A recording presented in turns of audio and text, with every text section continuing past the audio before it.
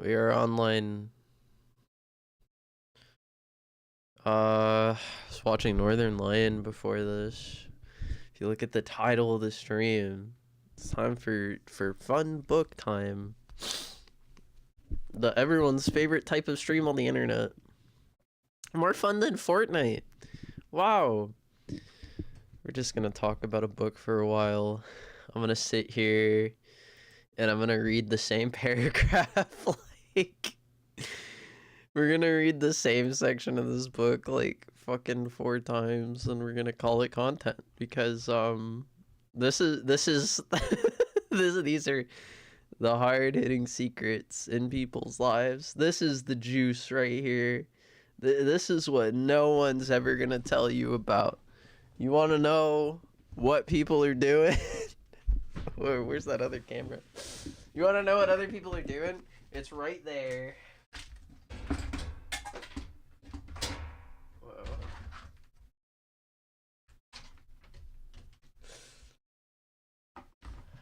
Two camera angles. Alright. Wait, no, it's real. Oh, fuck. Not AI generated. AI can't generate this. I'm too unknown. Let's see. He's back with more tears. I just want to see. He's gonna do... He can't do soda again. He just did organs, so I'm gonna say the next one he's doing is probably gonna be like cathedrals. Wait, every guy? Oh, it's so cool. My sinuses are terrible right now. Actively working against me. Alright, anyways. One gargoyle always tells the truth and one gargoyle always tells a lie. Alright, he's busy. What is this? Oh, these are just people I'm following. What's up? Yeah, I know. I only got through part 1 of the Poke movie. It was pretty intense. Here we are. I'm gonna be real with you. It's it's been a hot minute. Since we've gone over surveillance capitalism, and I'm sorry, you know, I let I let my process take over the substance, and in return I received a vacation. Yep, sometimes I just need time off. Was it this time? Probably not, but next time it'll definitely be the time that I want time off, you know. Anyways, what is the first chapter about? The chapter is called On Life in the Hive, and she opens up chapter 16 with a study done in like 2010 or something. Links to this very old website that posted this apparently as an exclusive.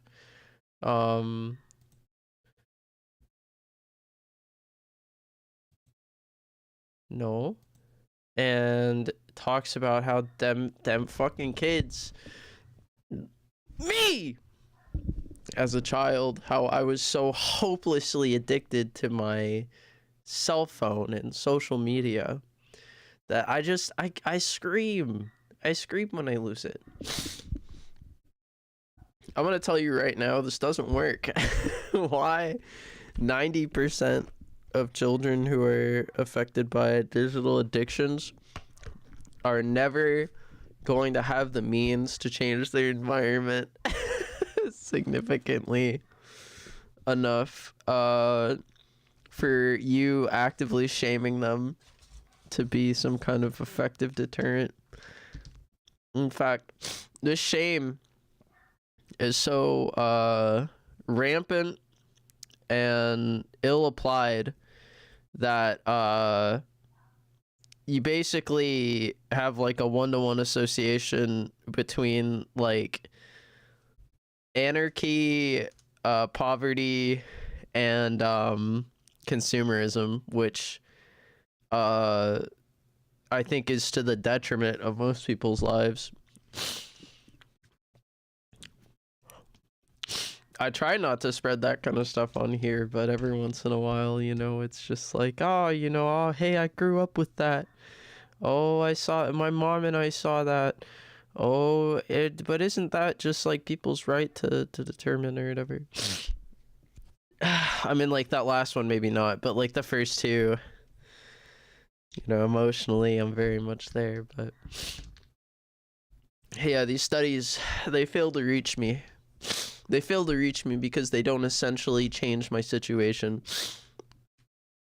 Now, if you had told me that 50% of teens wanted superpowers and would decide to believe in each other's superpowers if given them, that's a little more compelling.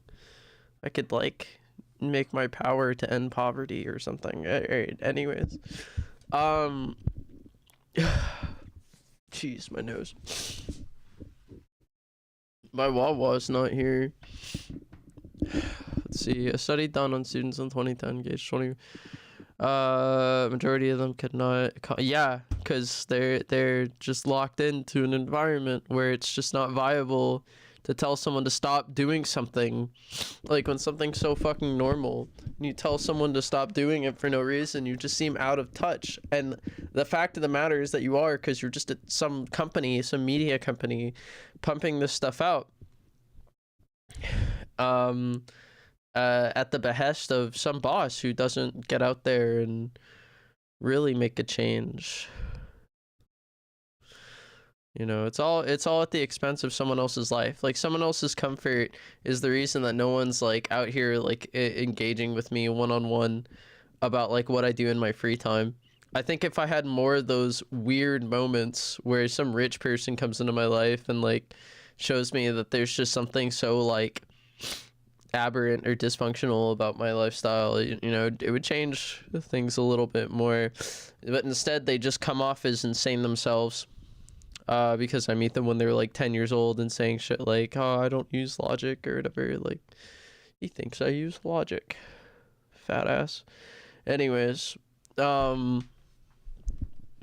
as far as I can tell, any rich person I ever meet is just as much of a thief and a poser as anyone else I meet. But I guess that's easy. Alright.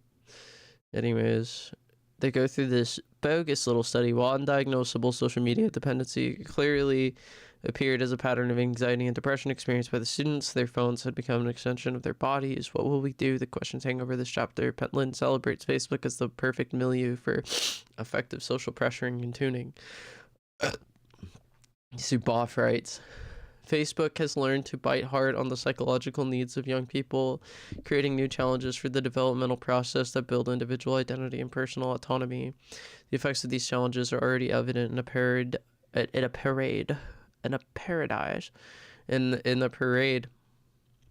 of studies that document the emotional toll of social media on young people, as we shall see the hive and the larger architecture big other plunges to an intolerable world of no exit.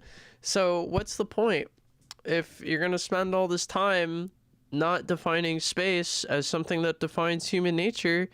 Why do I care? Because we're not talking about defining human nature right now. We're talking about defining people as other, as in or out. You're either in or you're out. You're part of the in group of humane people that can be reasoned with, or you're a part of the out group of smelly people that you don't have to deal with and can judge negatively as a consumer.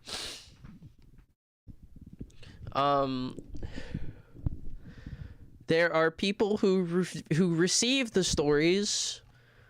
So that brings us down here. We're talking about stories now. There are people who receive the stories, and there are people who are a part of the stories. That's what it is to them. That's normal. That's normal, dude. Don't you know? Life is just this panoptic, like, talking head and eyes, disembodied head that just, like, walks around and constantly messages you in a really specific way that you don't know is strange. So you end up getting missed when inspection happens and people are inevitably picked for their abilities or some shit. I don't know. It's a first world problem I'm never gonna have. It's like every first world problem I have. I don't know. Then I guess I didn't describe it very well. I guess what I'm trying to say is like we're talking about the kids and people because we're talking about fascism, right? That's like the big reveal here is it's like, okay, if you put all these things next to each other, we're talking about fascism. But the fact of the matter is that like fascism doesn't technically describe what's going on here because it's all anti-nationalist. It's all happening sans borders online. And it all seems to be staked on human lives and digital real estate. So how can it be fascism if there's no ultra-nationalist aspect of it? Because it spreads in every way that fascism does. It takes advantage of every like social dysfunction and like economic crisis and every sort of like neurological process that creates these like that become deconstructed to create these like incentive structures for people. It spreads the same way that fascism does, and when it comes to its historical validity, it seems to succeed rather well, spreading fascist talking points and aligning itself historically with like white supremacist movements, capitalist movements from the 1800s that sought to commodify biology far before science could understand it. By introducing the science of race and the science of age and the science of, you know, gender and all this strangeness.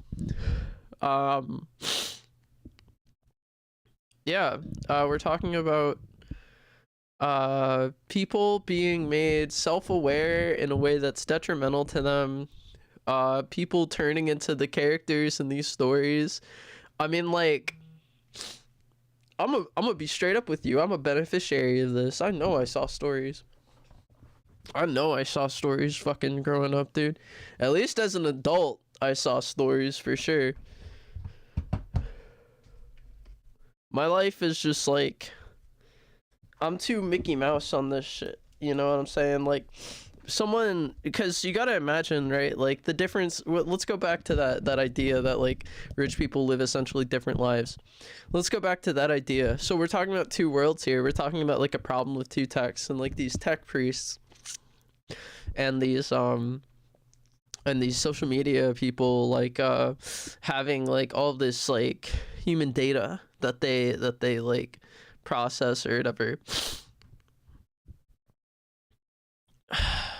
So like, if you're living in a world with stories, you're going to assume that like people are going to like dox each other for fun. They're going to use technology in all the ways that it's like able to be used. It's going to be very much on the down low. Anything like that gives you a competitive advantage with like being any sort of like spy or some kind of like watchful person or whatever, that's like 100% gonna be storyfied. That's already in a dream. That's already someone's like wacky walk, whatever the fuck you want to call it. That's already someone going around in their environment just like frantically searching for like patterns of words and numbers that they recognize, being doled out additional codes and moving forward like that, because that's the only truth that they can believe in life, because they live in a world with a competitive economy.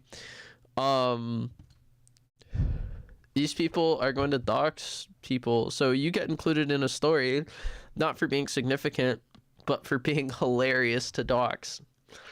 Because you dox a guy like me, you're already thinking they don't exist. This person's not real. How could someone have so many like coincidences and be in so many different places and never know it? How can someone like literally be Forrest Gump? And it's just the fact of the matter is it's true. There's just so many people out there. We're running into so many more datas at once. That yeah, the Forrest Gumps of this world just exist. There are just people who are kind of everywhere and have funny names and funny numbers following them around who get there because someone decides not to show up or something. You know, it's like that's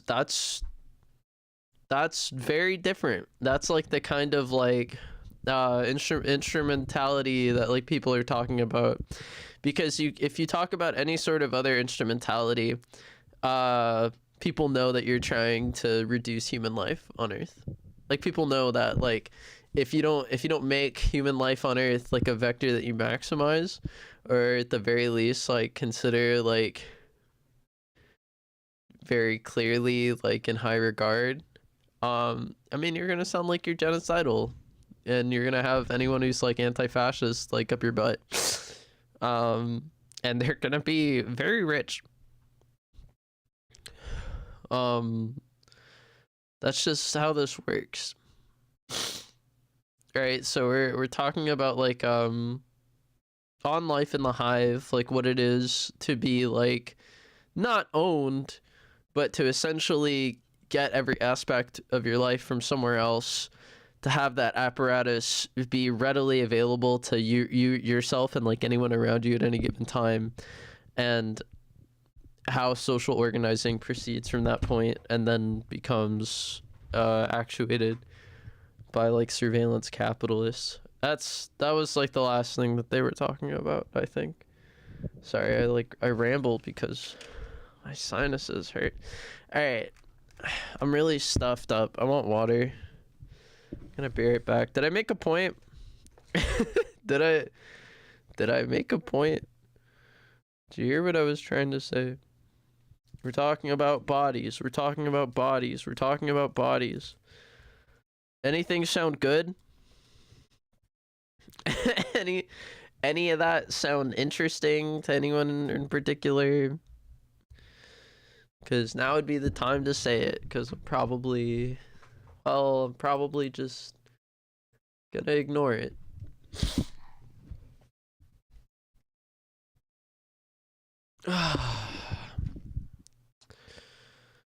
we are still living amongst each other, so you can still describe all this stuff with like stories, but obviously that would be the next kind of paradigm to go away. All right, I'm gonna be right back.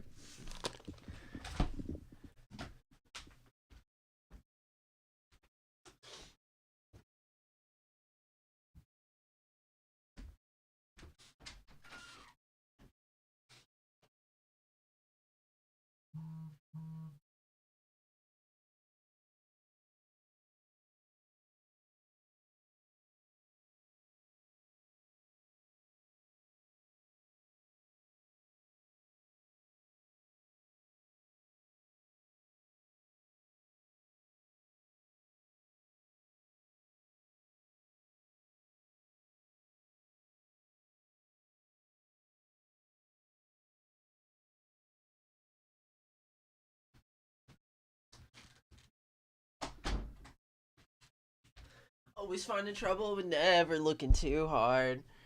The hard times, the hard climbs, you know, together. Let's go. Game on, get your game on. All right. What am I? Let's go, Yu-Gi-Oh! GX. Dude, cause bro. Okay, before we start, she calls them tuners, right? Those are like the dangerous animal people that Zuboff. Sorry, I'm having a good time.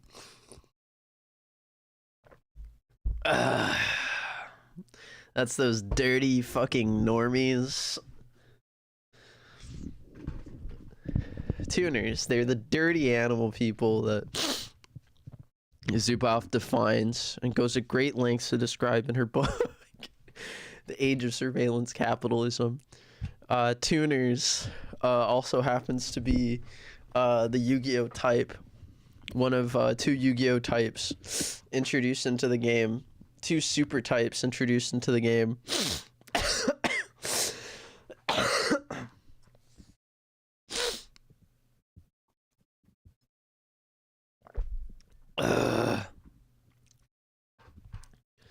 Tuners and synchro monsters.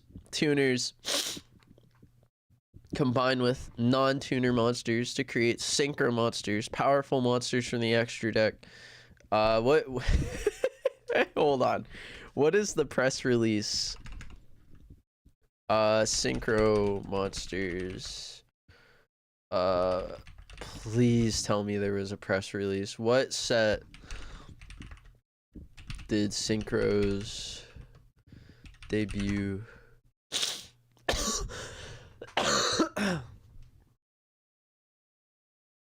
5 days starter deck 2008.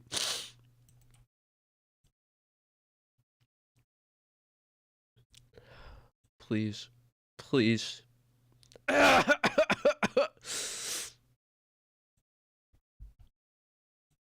Please, bro. Please tell me Konami had like a little... Where's the blurb? Oh, dude, yes. No. No. No.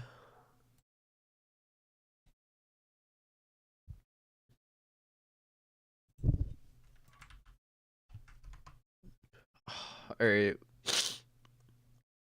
Wait, maybe it is on here. Let's see. This is a little more important than you think. So while you're waiting, what's up with it? No! Don't play like this, bro. These aren't synchro decks. These aren't synchro decks, my dog.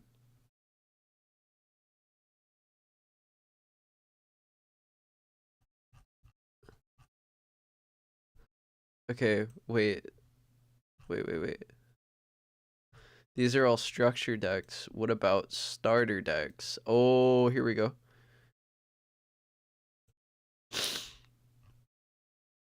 Okay.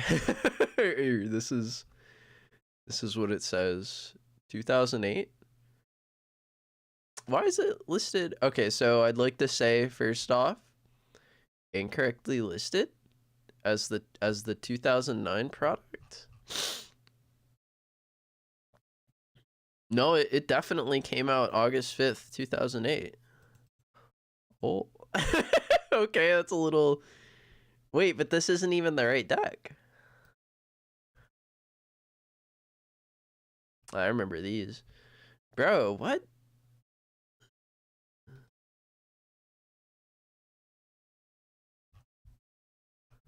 Huh? Yeah. But that's a year later.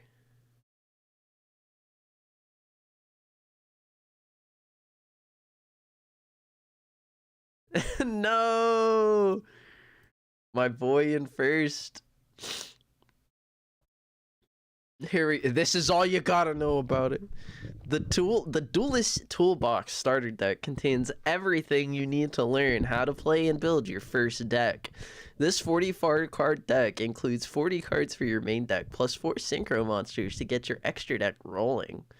This starter makes learning easy and will set you up with an effective deck. You can win some games, especially once you play the brand new Junk Destroyer Synchro Monster. When you summon your Dunk Destroyer, you can destroy anything on the field. As an extra bonus, Duel's Toolbox includes a super rare copy of X-Saber Wayne. X-Saber monsters are on a hot streak, and the release of Duelist Toolbox marks the tournament legal date for X-Saber Wayne. X-Sabers were pretty good. X-Sabers were actually really good. Back when you could play a game, what is it, a card like Dark Saber, or what is it?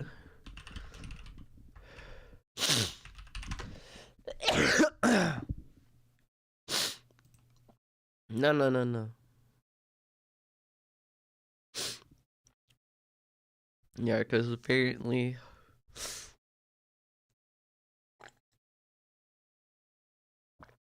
I don't know.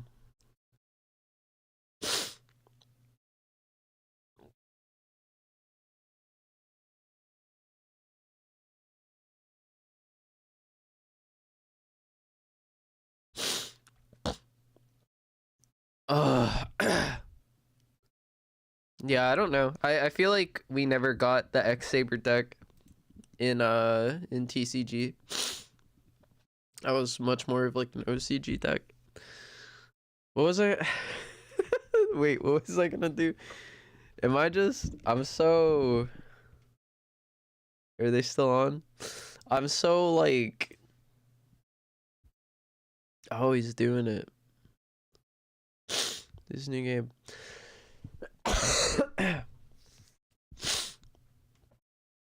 That is just sticks on fire.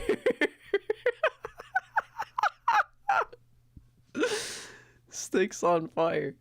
Alright. Whatever. You know what? Long story short, I discovered the 5D's opening theme and I thought it was really fucking cool. I thought it was really cool. But right now I just feel sick, so can't really enjoy that. For my legs. I'm taking too much time on this. Alright. Sorry.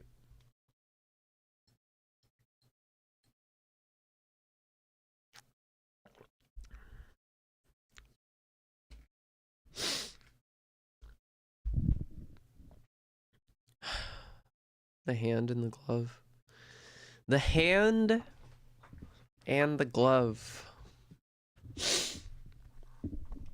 The magnetic pull that social media exerts on young people drives them toward more automatic and less voluntary behavior. For too many, the behavior shades into the territory of genuine compulsion. What is it that mesmerizes the youngest among us? Lashing them to this mediated world despite the stress and disquiet that they encounter there. Probably moms. It's probably moms. Yep. Punch it in. It's a mom's fault today.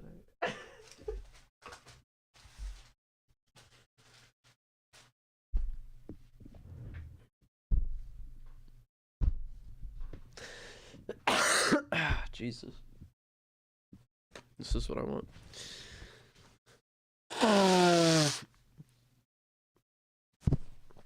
Punch it in. We're bad mouthing women again.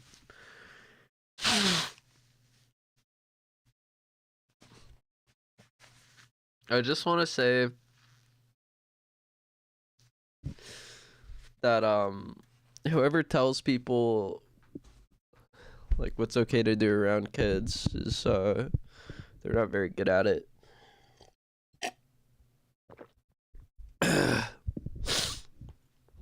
Most of the time they tell you to like I don't know, basically fuck off and die. And so we come out. The answer lies in a combination of behavioral science and high stakes design that is precision tooled to bite hard on the felt needs of this age and stage. a perfectly fitted hand and glove. Social media. What movie is that from? Is that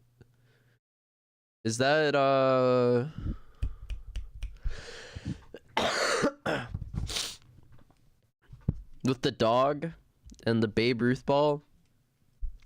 Sandlot. Is that Sandlot? Is that a bit from Sandlot? I feel like I've heard that before. Perfectly fitted hand and glove. I know it's my glove because it fits my hand. It's not your glove. I found this glove. So, we're talking about intellectual property, obviously. Or we are now. Well, isn't that just like a kind of an age-old question? Is like who actually owns this thing? And it turns out for all these children, it's you own this thing. The question is, or the answer to that question is always you own this thing. You chose this thing. And you could have chosen anything else, which is just not instrumental human design. Nothing lasts forever. Nothing just continuously affirms you like that. I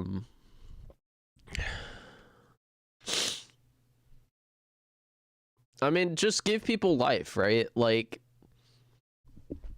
go 100% of the way. You know, desecularize the myth to the point that it's science. Be honest about the successes of these things. You know, be honest when you just didn't try. How about that? You're asking a lot of people to resolve these conflicts. So whose glove is it? I mean, it's obviously the kid's whose hand fits perfectly. Like, what do you mean? That's whose fucking glove it is. It's been like that this entire time. What do you mean they all have different gloves now? It's like, what do you mean?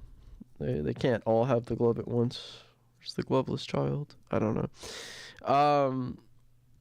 I have supplanted the anxieties described with my own. The answer lies in a combination of behavioral science and high-stakes design. That is precision tooled to bite hard on the felt needs of this age and stage. A perfectly fitted hand and glove.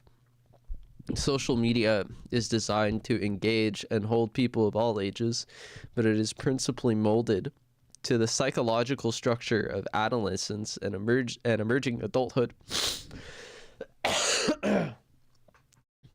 When one is naturally oriented towards the others, especially toward the rewards of group recognition, acceptance, belonging, and inclusion. For many, this close tailoring, combined with the practical dependencies of social participation, turns social media into a toxic milieu. Not only does the milieu extract a heavy psychological toll, but it also threatens the course of human development, today's young generations and the generations that follow. All spirits of a Christmas yet to come. Yeesh. I don't know what that last part was all about. She kind of does like a funny thing here. It's like a nod.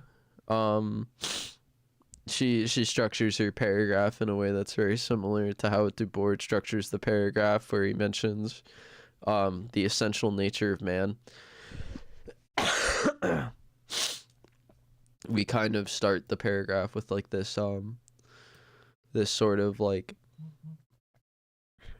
conundrum about like this sort of like conundrum that's serviced by like an origin story, right?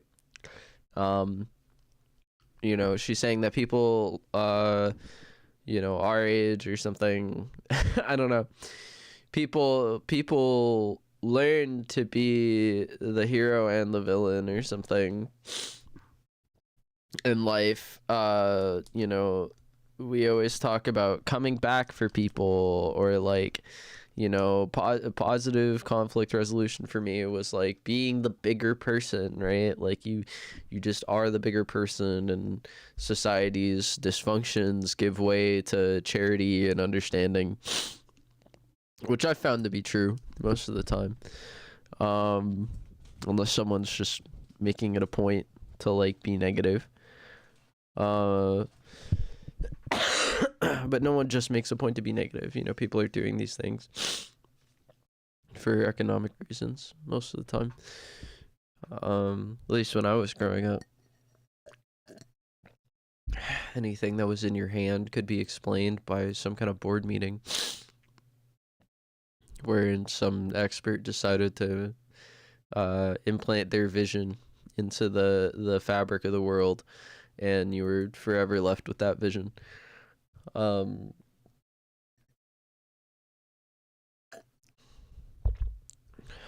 Now this sort of like origin story, I don't know. I guess she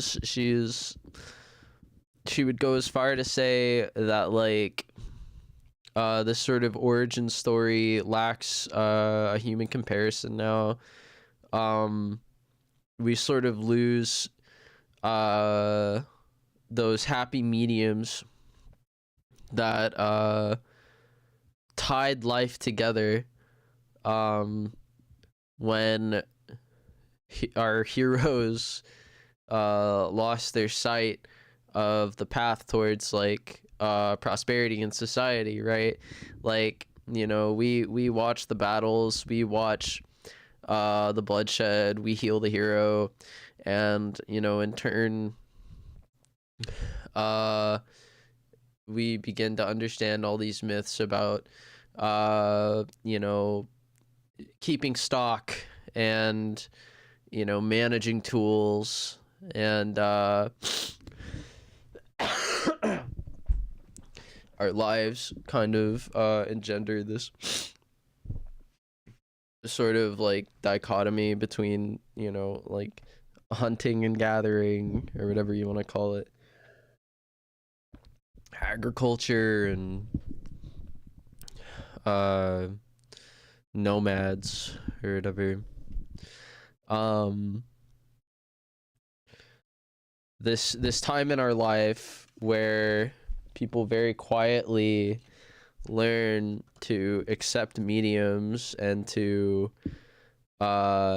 you know, not necessarily how to express themselves. They definitely don't learn how to express themselves, but they learn that there is like a presence at certain junctures that creates like a social norm for like introspection, right? Well, like, I mean, if that's not happening, it's kind of scary. What does it look like when that happens while people are alone?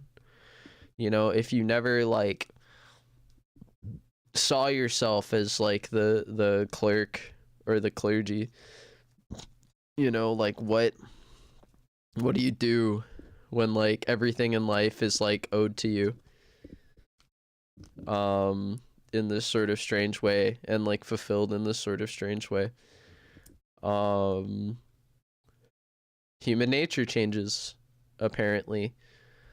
Yeah.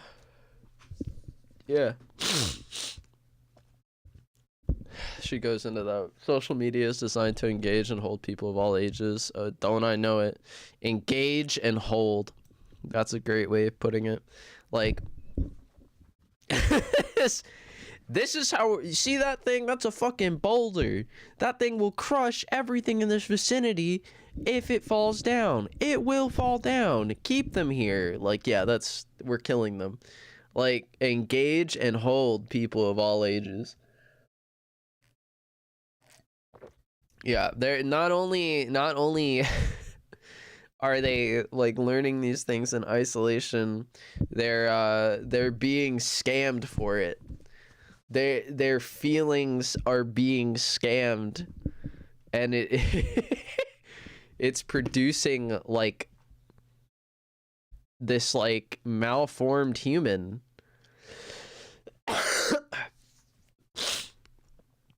I've heard a lot of college students are illiterate these days. Is that true? Is it because they told people to like turn up the A factories a little bit? And who's listening to this message? Ridiculousness.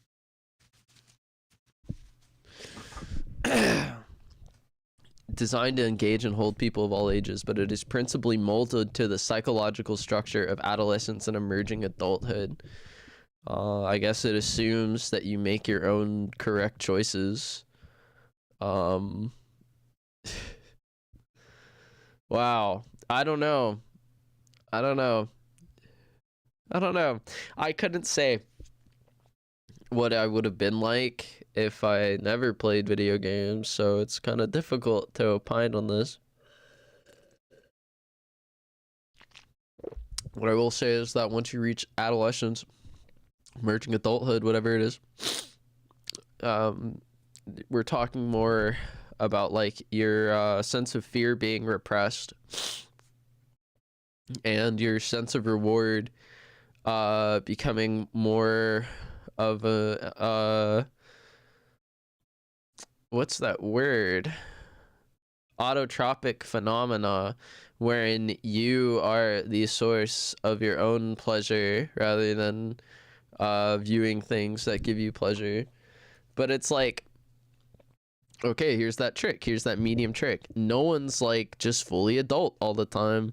Like, you have to bring in lessons from your childhood to like essentially like apply all this new information coming at you now.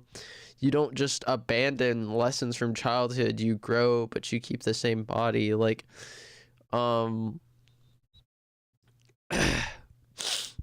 like at this juncture, you're losing like any sort of like gratification from something that should be like self-gratifying, I guess, according to these people. It's like basically your like ethical duty to uphold all the tenets of like childhood, all of like the friendship, all the sharing, all of the like community building that someone like learned as a child, and that includes like doing your own part and like doing your own work. You know, the essential qualities that AI kind of like tears out of society. And I guess this sort of like this farce of life as we reproduce it kind of emerges when like people drop or exclude those principles, right? So, you know, you can grow up to be very slovenly. You can grow up to be the type of person that just like takes chances from everybody and like, you know, never stops themselves before making the same mistake that led them to being like such a dependent person like in the first place. That's a pattern of behavior I could see emerging from this. Like, in what other ways have people just like dropped that essential thing? I mean, like the celebration of the self is like something that I see so consistently get dropped from childhood. When you're a kid, you're number one.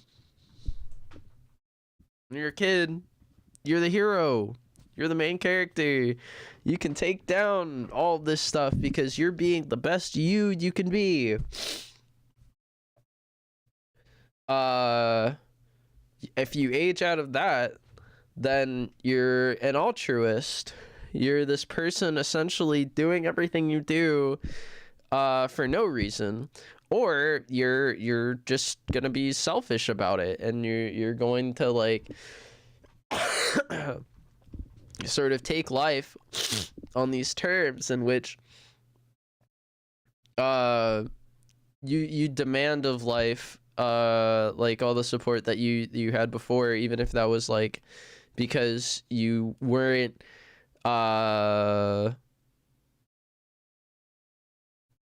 God, that's I just came up with a paradox. Like you're held accountable, but you're not held accountable. You're held accountable for all of these sort of like adult and adolescent like status quo things that happen, but you're also like not held accountable because technology is like uh replacing aspects of your life that uh you as like a collective, as like a consumer, have decided with like other consumers um engender too much of a challenge for you, uh and therefore like leave society like as we interact with it. So there's like all this digital hand holding that happens, and all this like cultural hand holding that happens as a result. I think we accept more like negative, like sort of more, I think we accept less or more incorrect actions, more of them, incorrect actions and more of them. I think we accept these uh when a majority of consumers are being kind of brought up in this like new environment that we still do not understand as like a culture. um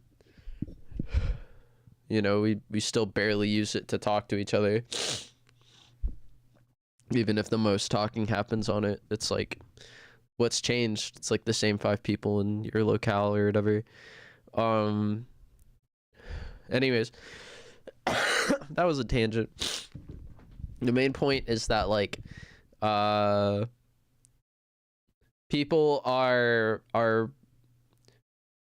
being neglected even more growing up by having even more of their time wrestled away from them by these iPads.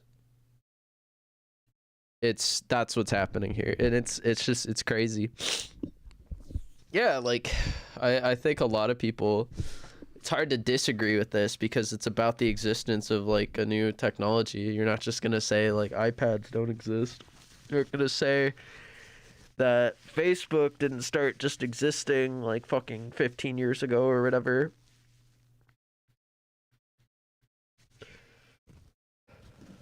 Um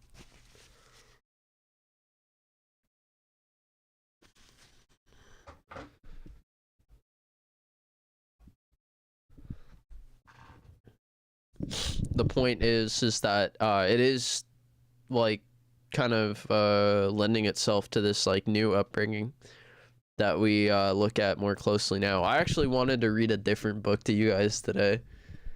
um I bought this for my dad for Christmas and he still hasn't read it. Look at that greasy person there.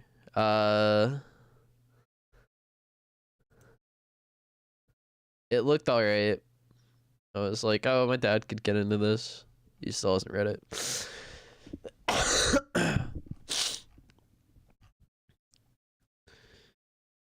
But yeah, I wanted to look at this because it seems to be all we're talking about right now.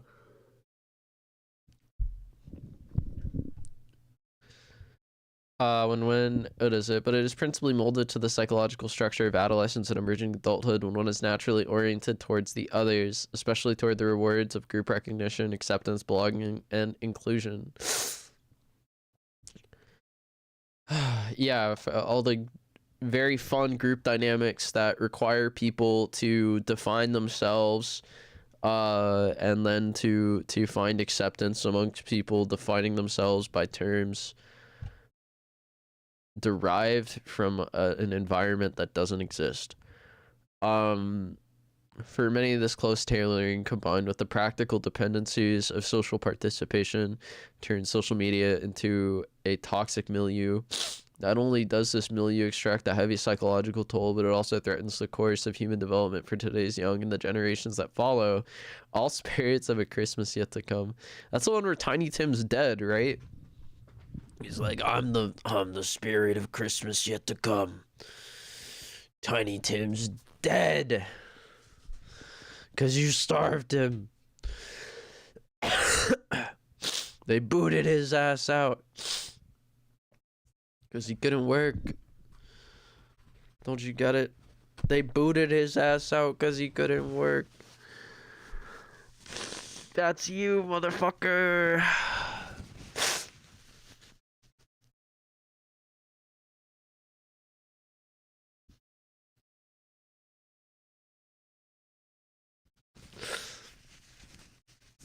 The hand-in-glove relationship of technology addiction was not invented at Facebook, but rather, it was pioneered, tested, and perfected with outstanding success in the gaming industry, another setting where addiction is formally recognized as a boundless source of profit. Skinner had anticipated the relevance of his methods to the casino environment, which executives and engineers have transformed into as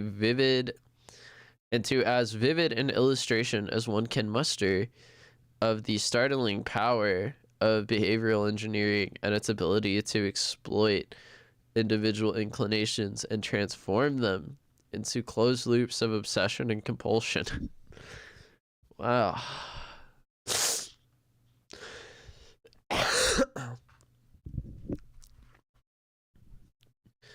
Yeah, I think that's all people really talk about on this fucking website. Or on Twitch TV. Yeah. I mean, it's kind of the 1D there, right? That's kind of the 2D. People use their time and it makes them more addicted, so they use more time.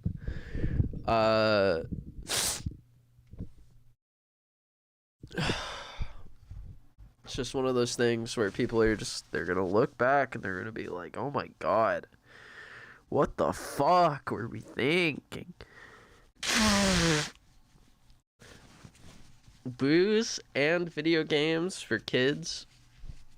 Holy dude, what were you thinking? You became a parent and you had any alcohol at all in the house? What the hell were they thinking? Dude, you became a parent without understanding how to properly treat addiction? What were you thinking? What were you thinking?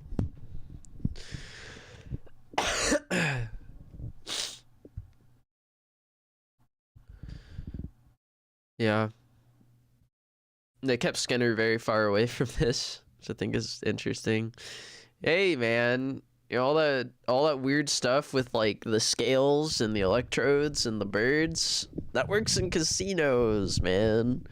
Well, of course it would work at casinos because the human amygdala responds to the CT, to the cortical. If you calibrate this, the more pain we can control these cortical calibrations.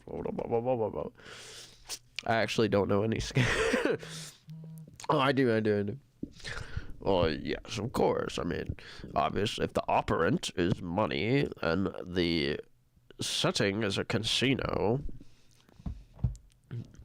then it would be quite easy to condition one to live within a casino. But I'm not really sure what you mean.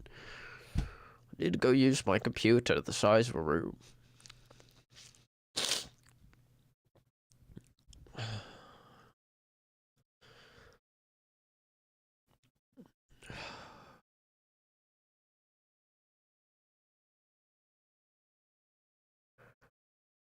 But that's just it. It's like it's just this banal little idea to him.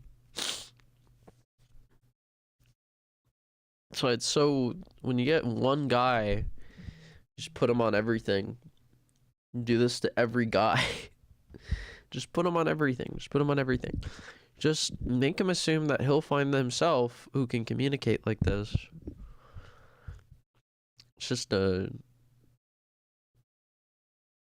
little schmovie, if you think about it. You know, it's just a little technical the way they let these guys know. I need water. One sec.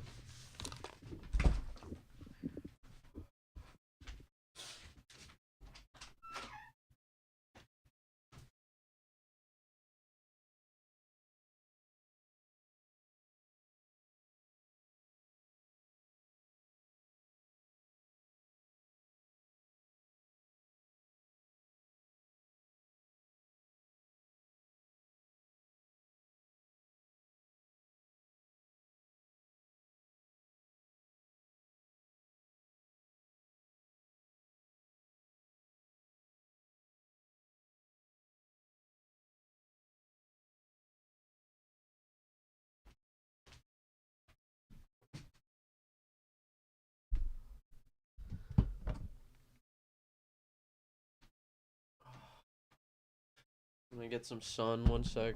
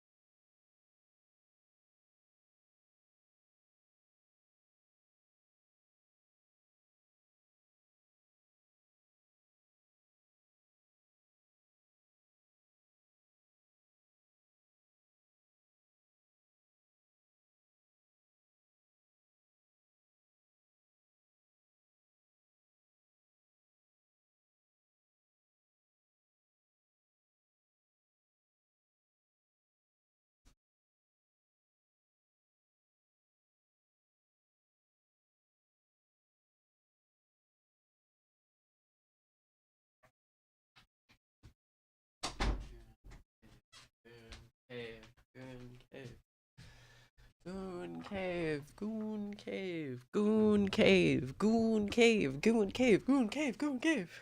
Everyone says goon cave. I didn't hear anyone say wagey.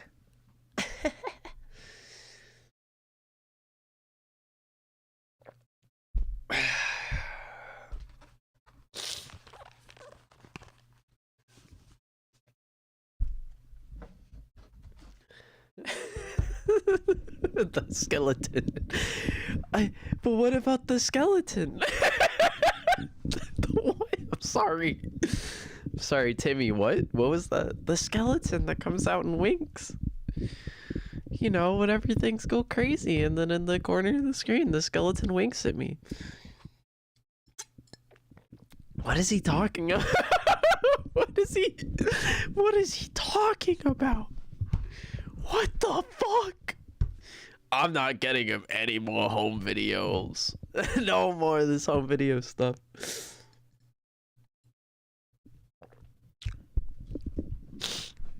Alright. And then the skeleton winks at me. The skeleton winks and the skeleton was in all of these? Yeah, which ones were the skeleton and Billy? That one. Alright, we got his ass.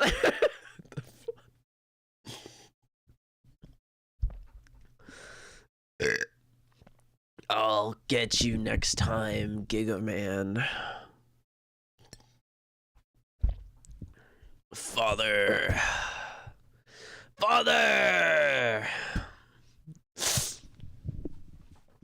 Alright. What was I looking at before I started going crazy? It's the skeleton that says hi to me. Is really nice.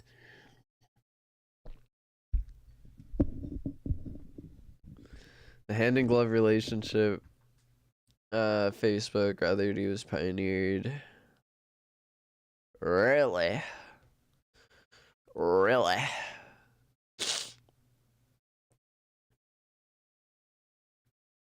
And its ability to exploit individual inclinations and transform them into closed loops of obsession and compulsion.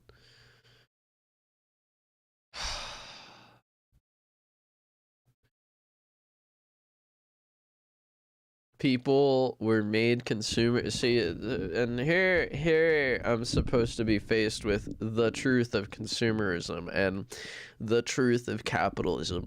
Well, the truth is, you wouldn't have those funny little hormone pills if you didn't deconstruct society constantly. If you weren't constantly hoping for your contributions to pay off, you wouldn't have any of that sugar.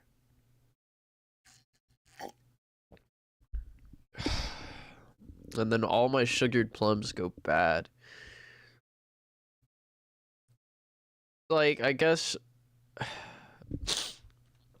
almost feels like there's a little bit of like personal disclosure happening here. Like, the way she kind of describes these people, it's almost like she's describing people in the labs that worked with him. Sinner anticipated the relevance of his methods to the casino environment, which executives have engineers have transformed into as vivid an illustration as one can muster of the startling power of behavioral engineering and its ability to exploit individual inclinations, transform them into closed loops of obsession and compulsion. But that's when it comes to easy things, right? Raises eyebrows like I know everything that's easy on Earth. Wow. You think there's just like really smart people out there in academia being kept like fucking lab rats or something? And what, they're like just 1 week of partying away from like being a complete different person. Like what, like what? What? Do you think people would be doing that? People don't even know about themselves. People don't even know about themselves. Yeah, people would probably do that. But that's fair game. I mean, if they'd rather be somewhere else, I mean, they'd rather be somewhere else. I mean, that's what it is. These people should be able to determine who they trust. They should be able to go out there and find anyone who they're able to trust and execute their ideas, you know?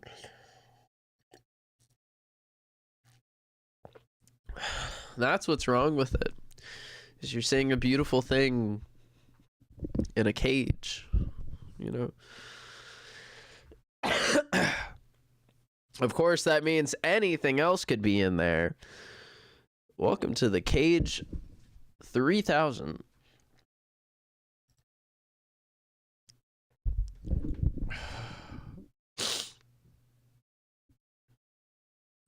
Yeah, I mean, I guess it's like this kind of like, I don't know. Is it a personal admission? Probably not. I don't know why it should be considered personal at all at this point. We're talking about print media.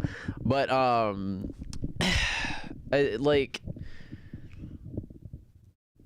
this is something I complain about, like, kind of frequently, is just like how it feels like people are just stuck doing bullshit jobs. Like, I'm gonna be real with you, like, there are probably 100 people out there, like 2 from every state, that I trust like 90% more to change more things in the government than the 100 people that we see in the Senate. There are, like, you know, enough people enough people like in these congressional populations that I feel the same way about that.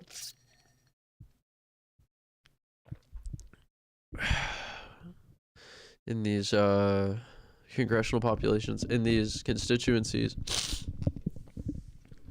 that I believe there are people who would make more changes and cooperate much better, but they're not there. And I've never heard anyone complain about this because people think it's like a death in the family. Like, it's too much to say, like, oh yeah, that person would 100% be our leader and like would work the best as our leader, but they have this immense psychological boundary that keeps them from ever aspiring to such a position. Like, if like this is the thing, is it's like there are violent people all over the place getting picked up and put into mental institutions for being like a detriment to society. There are like catatonic people who get put away for the same reason. But like these psychological boundaries to like creating groups and otherwise like demeaning yourself, it's just like a given. It's just like the most like obvious thing that's like given. it's just, yeah, of course it's annoying. That's what I've been saying about it this whole time.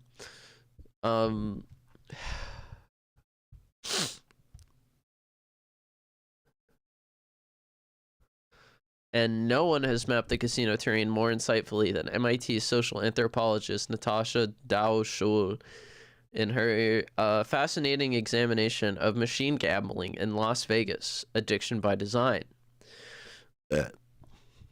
Most interesting for us is her account of the symbiotic design principles of a new generation of slot machines calculated to manipulate the psychological orientation of players so that first they never have to look away and eventually they become incapable of doing so. Schul learned that addictive players seek neither entertainment nor the mythical jackpot of cash. Instead, they chase what Harvard Medical School addiction researcher Howard Schaefer calls the capacity of the drug or gamble to shift subjective experience. I like that. That makes a lot of sense to me. They're sharing an experimental state that Schultz calls the machine zone. That Schur calls the machine zone. A state of self-forgetting in which one is carried along by an irresistible momentum that feels like one is played by the machine. The machine zone achieves a sense of complete immersion that recalls Klein's description of Facebook's design principles: engrossing, immersive, immediate, and is associated with a loss of self-awareness, automatic behavior, and total rhythmic absorption carried along on a wave of compulsion. Eventually, every aspect of casino machine design was geared to echo, enhance, and intensify the hunger for that subjective shift, but always in ways that elude the player's awareness. That means they are targeting stupid people. Like, don't say it like that, but like, you know, they are targeting people who lack this awareness. They're targeting vulnerable people. These aren't like essentially gamblers. These are essentially people in the mood for gambling. I know what they're talking about. I grew up with that with like fucking video games. That's just the thing about it, is it's like you keep it to something like gambling. You make this about something like gambling, and then all of a sudden you can't get to a point of like talking to these people where you're making any of the changes that like you need to talk about, and they lose interest. Like if I'm saying like, oh yeah, we should expand public school salaries and like tax like the richest people around here more for like the schools, so that, let's say, kids can opt out of summer vacation. I probably would have opted out of summer vacation in like motherfucking elementary school, dog. Like I would have been done taking 3 months off of summer like so much earlier, like maybe 9 or 10, because like it doesn't necessarily elude the player's awareness. It's just like, how do you say that? They have to invent their own terms. What's so like fascinating about this paragraph isn't that this phenomena is like so unknown, or that this phenomena is like so like rupturing and like totally unspoken that it deserves the rest of the book to be discovered. No, this is literally what's fascinating about this paragraph is that they invented terms like machine zone, in which one is carried along by an irresistible momentum that feels like one is played by the machine. See, here's the problem, is we have a term for that, and it's called flow state. And flow state is a term that's actually pretty well understood by historians that understand like the relationship between like work and dopamine. And this kind of like, I mean, in my opinion, this exists in the same veil of mystery. What am I not understanding about like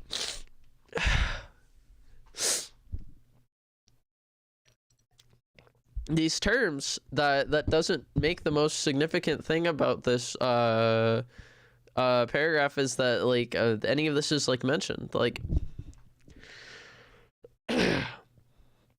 It's like this disconnection between terms that like keeps people impotent, that like annoys me, and that also seems to be like the most like notable thing in this paragraph. Because like that's just the thing, is it's like once you talk about this in the terms of casinos, you've age gated who this could affect, right? So if I'm like some kid and someone discovers this about casinos, you know, like I can't my parents aren't gonna turn around and be like, hey, our kid is tired of being tired over the summer, doing a million all-nighters and forgetting everything they learned in school. They want to opt out. They want to opt out of summer vacation and go like on a fucking tutoring program, like pay for him to do that. And it's like, no, you're the parents, you can pay for summer school. No, you're the parents, you can pay for like a summer instructor or something. And it's like, hell no, my parents, you bring that shit up, believe me, they're already looking for the cheaper way to do things, dude. That's like a given, whether or not you can like fucking afford these things. It's a given to them that whether or not you can fucking afford these things. That's the whole point of class. That's the whole point of brackets, is it's like a point to them that you can't afford it. It is systematically accounted for that you're too poor for this if you're not asking to buy it when you hear it. It's so fucked up. It's like this huge exercise in making sure that people collectively forget like how this could have applied to their life and how it could have benefited them. Like, man, no, I 100%, by age 10, I would have stopped doing summer vacation. I would have been going for the shorter vacation 100%. I did in high school. I took summer school as much as I could, like just to get ahead. So summer vacation weighs heavy on the fucking mind, dude. And so in a way that eludes the player's awareness, that's just sad. We're talking about the construction of an apparatus that emotionally manipulates someone into desiring this mindless gambling state. That's like torture. That's like people want to be aware by default, I think. Like I really think we teach people to like want to be aware and to like want to use their bodies. Then we teach people that their bodies are inherently weak, or that incapable, that their bodies are inherently incapable of producing the structure that they desire. And that structure is the thing that like exists from outside of the body that only some people can tap into. And if you've tapped into structure before, well then, boy howdy, we have this whole thing called the military where you can tap into structure all day. You can be all fucking big and muscly. We can give our promotions to like our fucking nepo babies, send them to Guantanamo Bay to torture some guys while you get like fucked up in Afghanistan.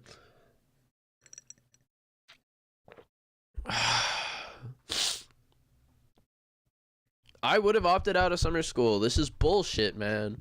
I want to talk about that. That's like actually an addressable way to deal with this kind of bullshit. Aside from begging people to wake up. You're not with that person all day. Guess what? They're not gonna fucking wake up. And they haven't been waking up this whole time. Just enhance it for like people that it's working for. Because there's already clearly an effort to degrade it for people that it's working for. You know?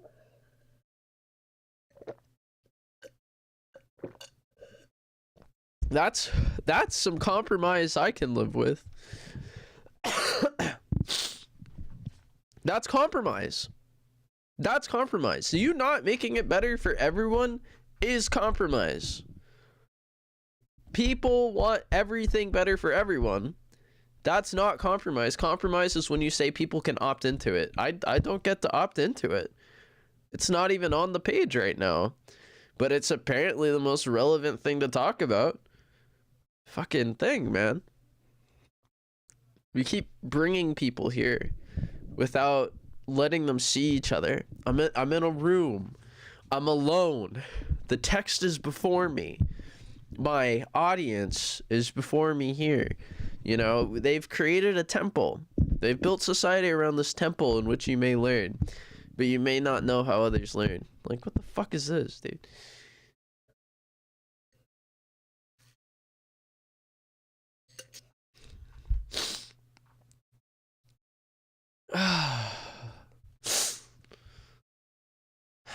The Machine Zone, dude. That's from fucking Sonic the Hedgehog. What the fuck you mean?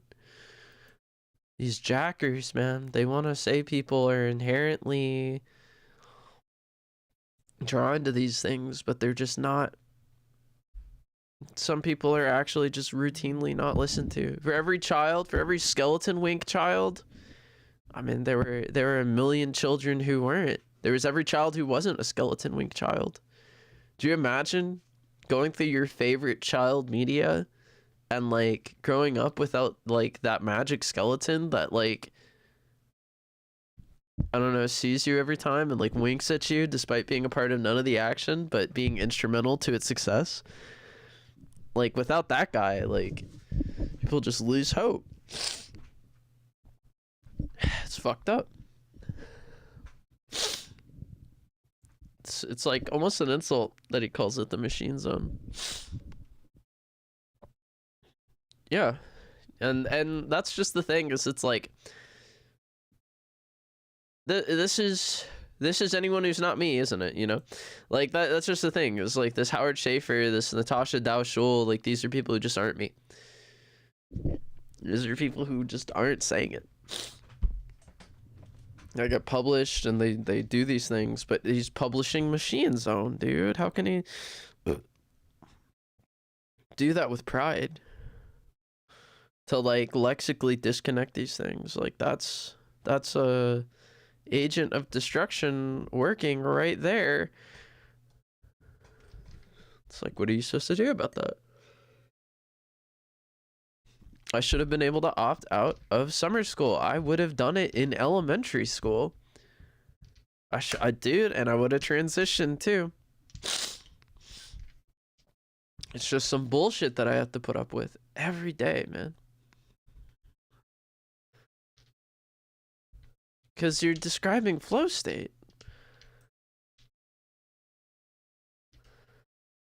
Always in ways that eludes players' awareness. That means that their goal is to shift your awareness. Perfect.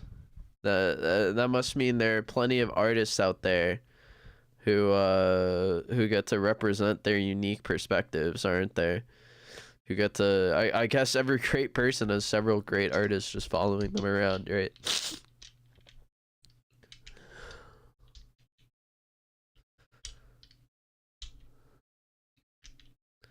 This is all you really need. You just need to elude the player's awareness.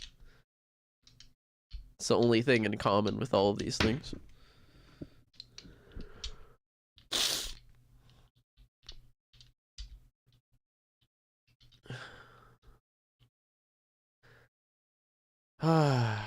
And here we are in the Machine Zone.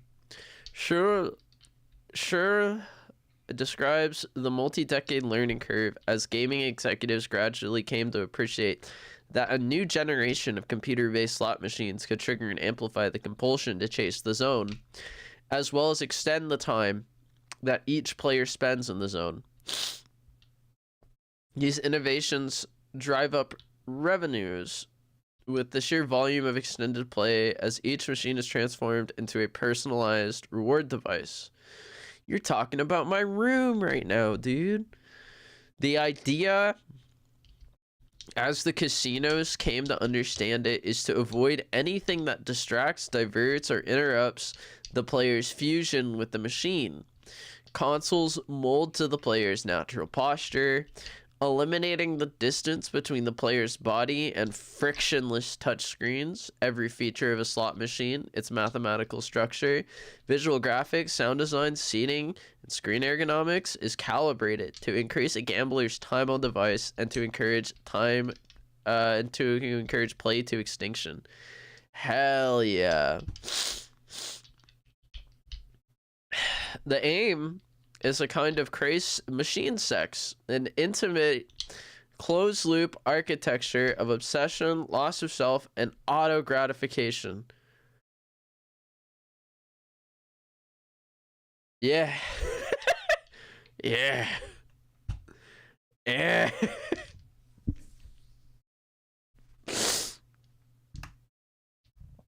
£80, baby. Let's go. Man. That is a state of mind. She says that's a state of mind. Yeah, yeah. Wow. An intimate, closed-loop architecture of obsession, loss of self, and auto-gratification. Obsession, loss of self, and auto. That's pain. That's scraping pain. That's you got an itchy scab on the back of your neck, and all you can do is scratch it. The fuck do you mean? The key, one casino executive says in words that were all too familiar, is figuring out how to leverage technology. Is figuring out how to leverage technology to act on customers' preferences while making it as invisible, or what I call auto magic, as possible. Ooh, the auto magic guy.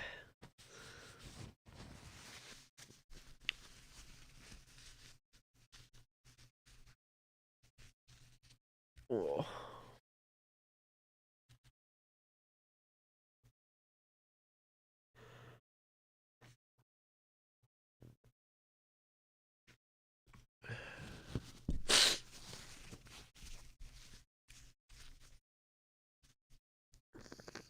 The psychological hazards of the hand-glove fit have spread far beyond the casino pits, where players seek the machine zone. They define the raw heart of Facebook's success. The corporation brings more capital, information, and science to this parasitic symbiosis than the gaming industry could ever muster. Its achievements, pursued in the name of surveillance revenues, have produced a prototype of instrumentarian society and its social principles, especially for the youngest among us. There is much that we can grasp about the lived experience of the hive and the challenges faced by the young people whose fate it is to come of age in this novel social milieu in which the forces of capital are dedicated to the production of compulsion. Yeah. Yeah. Yeah. Yeah. I've seen people die. I've seen people die. I've seen people kill themselves.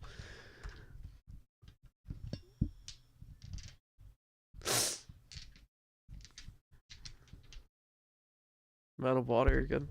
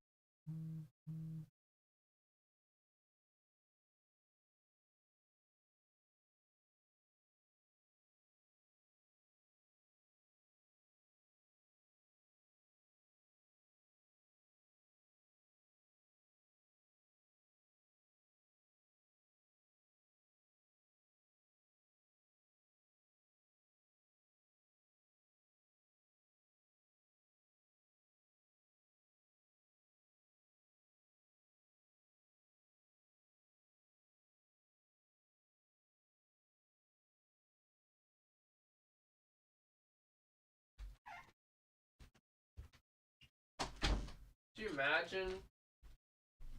Could you imagine having such a fascinating digital representation of your child's feelings and compulsions and ability to focus and all this data on when kids are able to focus? Could you imagine just having that? Yes, your kid pays attention here and here. They change their mind here. This is actually kind of an uncharted space for us. We think your kid might develop more of their personality here eventually. This is going to be very important when they make choices about what brands of clothing they enjoy. And just we live in a world where ADHD is like the fucking mental pandemic of children, and all the data about how to get kids to focus is not only being kept at these companies, but it is actively being used to ruin children's focus and to get them in an unaware state where they exhibit extinction behaviors.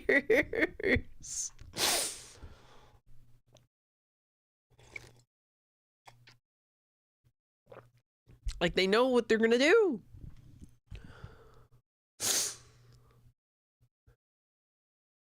That's just like, that's the essential divide that Shoshana Zuboff is describing to us. It's a division of learning in society, because everyone like, all these people can know, influencers can know and act on like all these things about you that were measured throughout your entire lifetime, and it's just I get, you know what?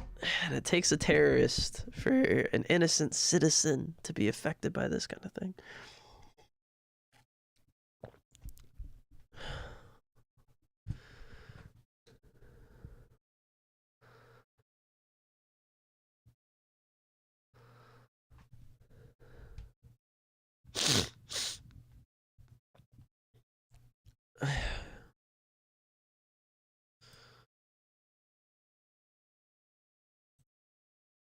I know.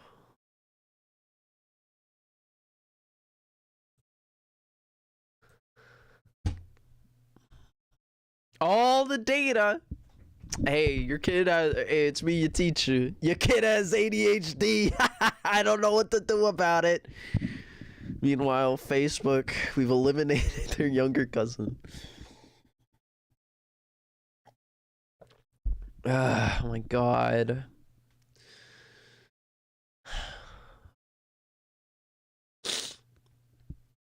Yeah, they gonna be talking about me.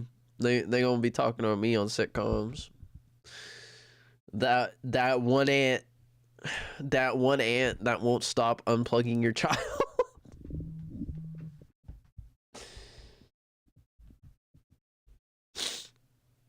What's my fatal flaw? That I didn't have children myself. Ah!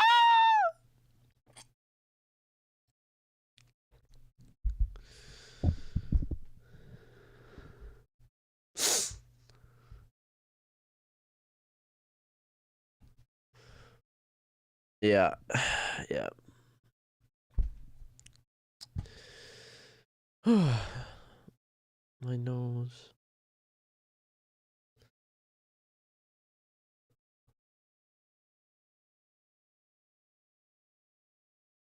The corporation, the psychological hazards of the hand glove fit have spread far beyond the casino pits. So the hand glove fit. I mean, the main point she's trying to make is what's new about this like surveillance capitalism is this personalization. We talked about it earlier. We talked at length about personalization and rendering earlier in the book.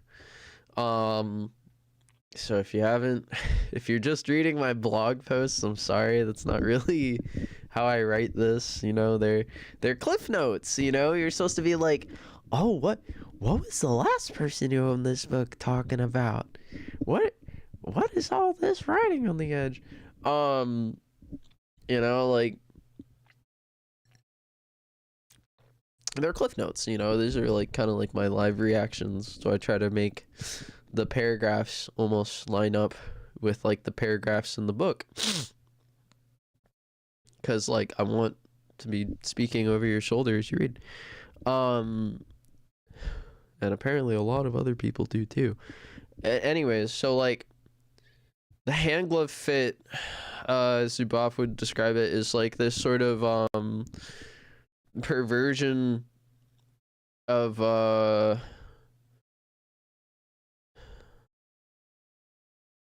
let's back it up. The hand glove fit in this sort of like digital society that Zuboff describes is this level of personalization from which people's agency meets these digital technologies that measure their behavior,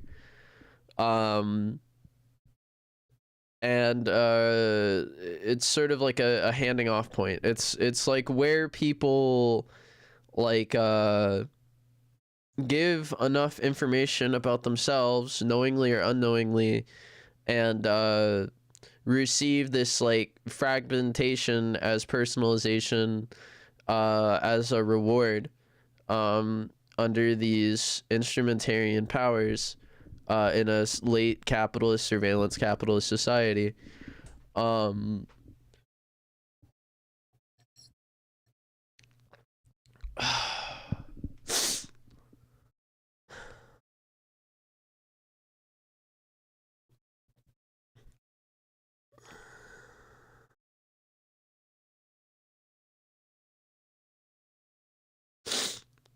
Sorry, my nose. It's the most distracting thing in my body right now.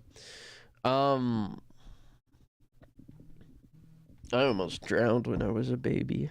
Anyways, yeah, like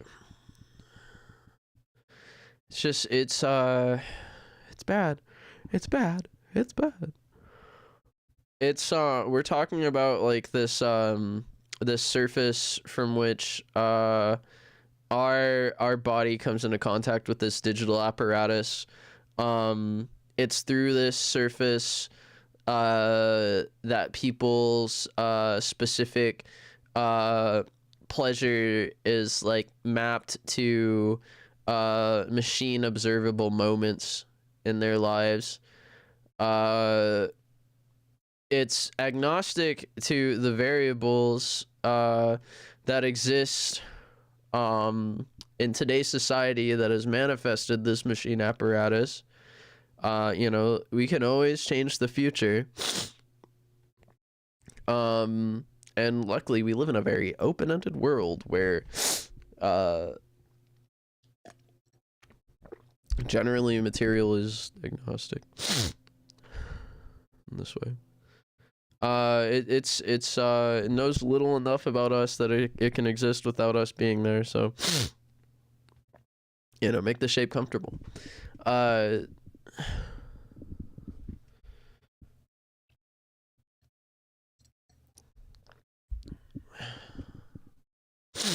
Sorry, these are really unpleasant noises for me as well.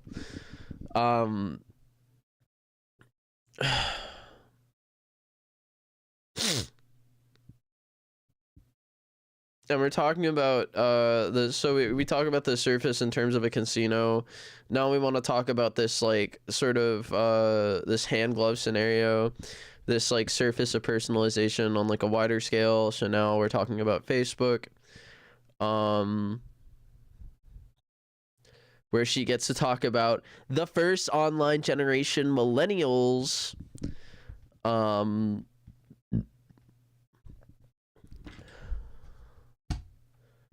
How that sort of manifested. This is a very short chapter, which means a lot of the intricacies are in these implications. And why not? It's the third to last chapter of the book. Everything should be implication at this point.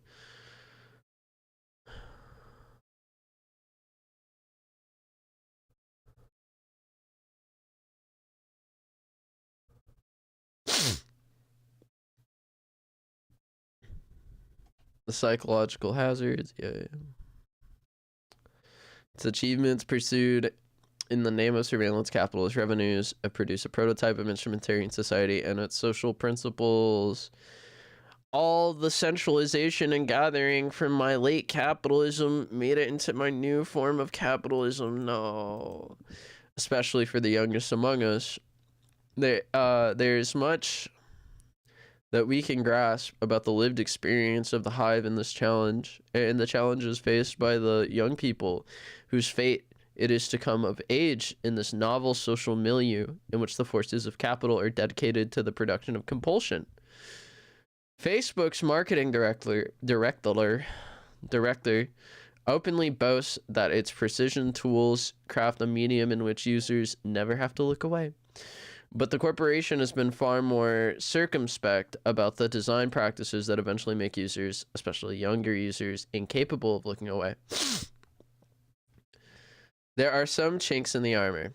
For example, in 2017, co-founder and one-time Facebook president Sean Parker frankly admitted that Facebook was designed to consume the maximum possible amount of users' time and consciousness.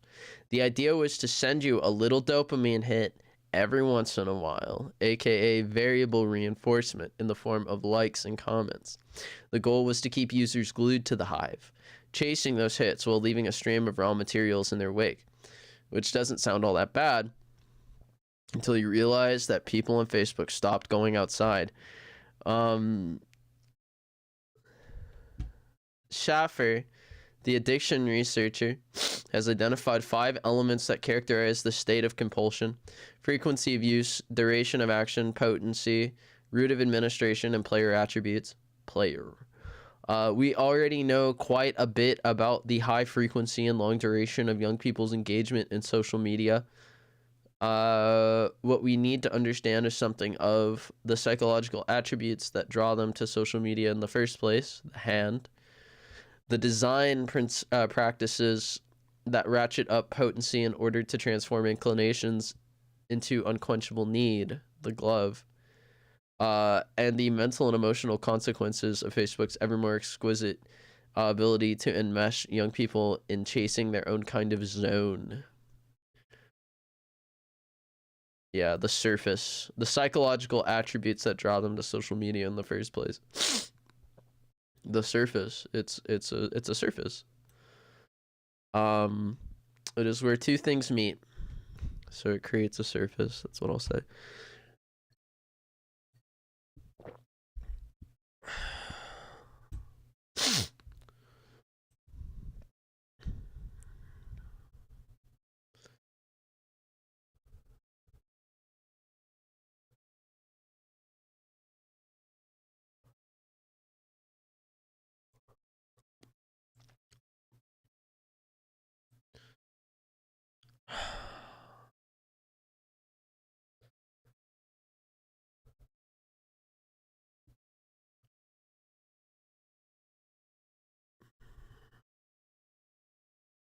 Hero and the villain, hero and the other. Technology becomes its own advocate as digital experiences become more of a serious implication in someone's upbringing.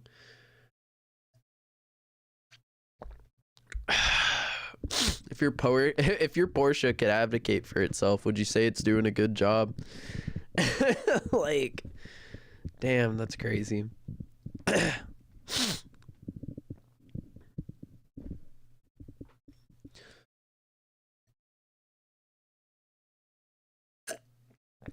That just changes how everything looks, doesn't it?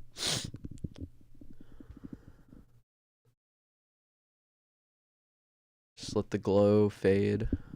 God damn. Like,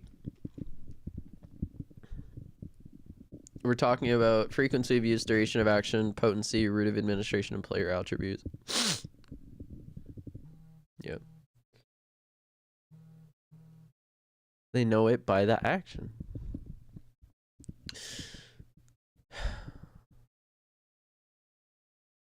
And you know, there's like, yeah, and there's just like a million people singing that stupid fucking jingle. They know it by that action. They know it by that action. And then I'm like, someone knows me?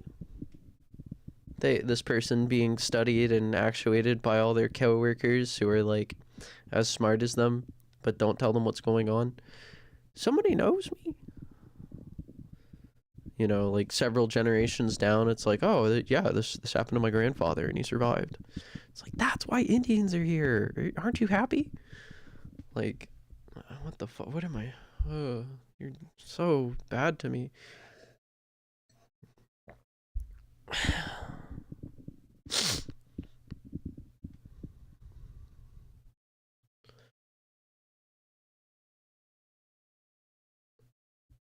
It's just not enough I understand about separation perfected, you know? But there's something so scintillating about bridging the gap.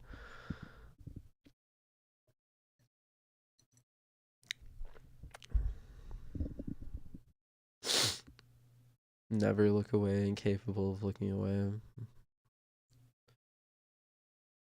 Yeah.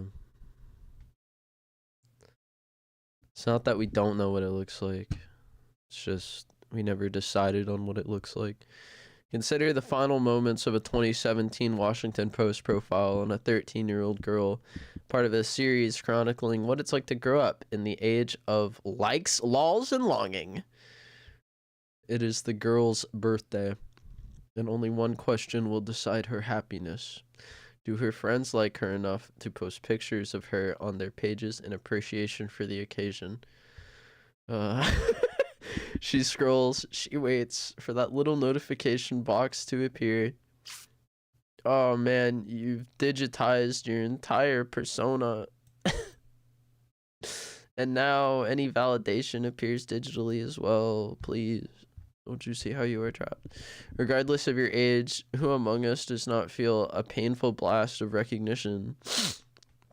Adolescence has always been a time when acceptance, inclusion, and recognition from the others can feel like matters of life and death, and social media has not been required to make it so. Is adolescence really any different today than any other area? The answer is yes and no. Ah, man, that's some real Victorian type of control. Like that's the thing about it, is it's like Victorian sailors rolling up to some place, giving all these people sugar and caffeine to see how they'll react. Taking the product somewhere else, being like, I'm a sailor. Just never fucking knowing how any of it works, just knowing that moving between these places does something to people. And then there's that one guy, you know, there's that one lineage that does opium, and now every lineage does it. You're not gonna get by without opium. You're the family that tastes everything too, to be on good terms with workers. Man, I love you right now, bro. What the fuck?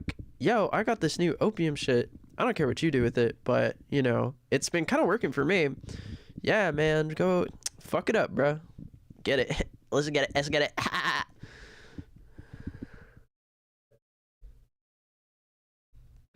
That's what Victorians do.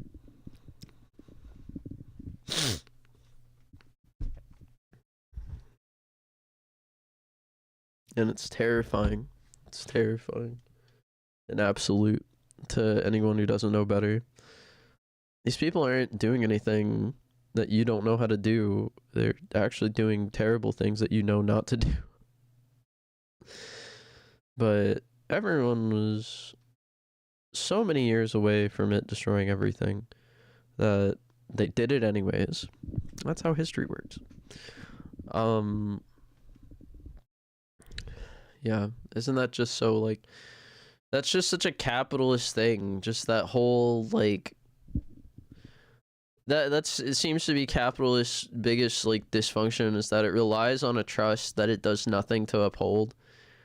Like,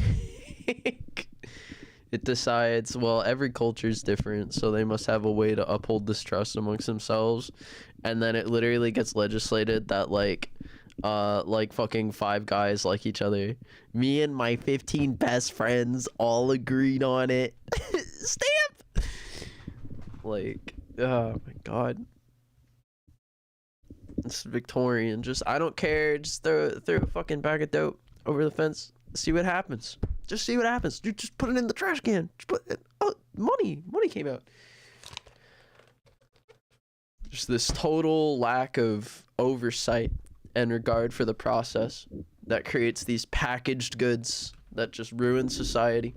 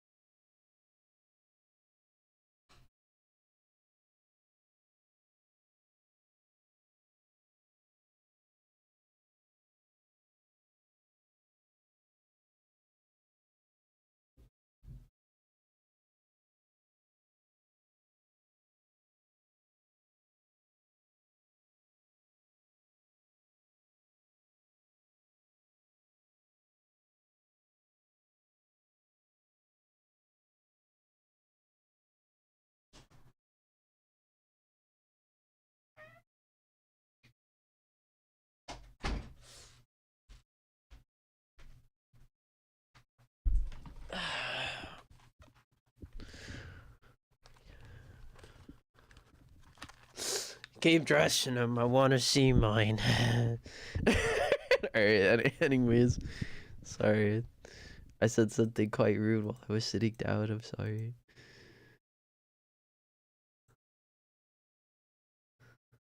Doggo.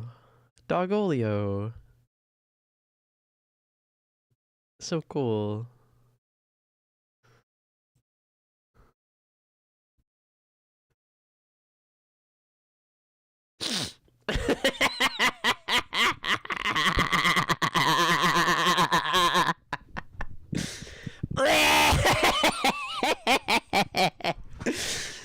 Oh my god.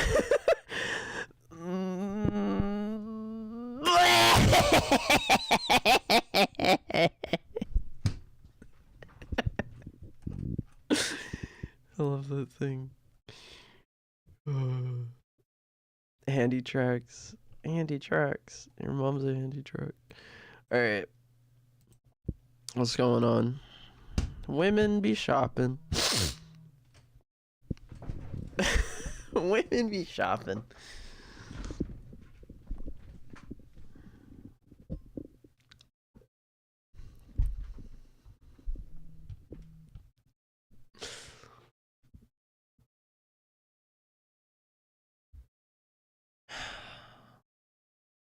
So the focus here is on this critical psychological. See, now she she can't talk about psychology. She can talk about these psychological attributes. We're talking about the hand and the glove, metaphor of the hand and the glove, the psychological attributes that draw children to social media in the first place, and the design practices that ratchet up potency in order to transform inclinations into unquenchable need. I mean, it's nothing that hasn't already happened to someone. You ever meet someone who's incredibly emotionally stifled and maybe doesn't make the best jokes because of it? Well, guess what? That was already happening. This was already happening. On some level, someone was attempting to, like, separate people from each other like this, right? This is like a new kind of, like, emotional procedure that inducts people in this new kind of totalistic way. It's fine. I've always been, like, kind of a fantastical person. Like, what do you mean in, like a new way? It's like, we don't know, but it makes advertisers are, like, a lot of money. Ah.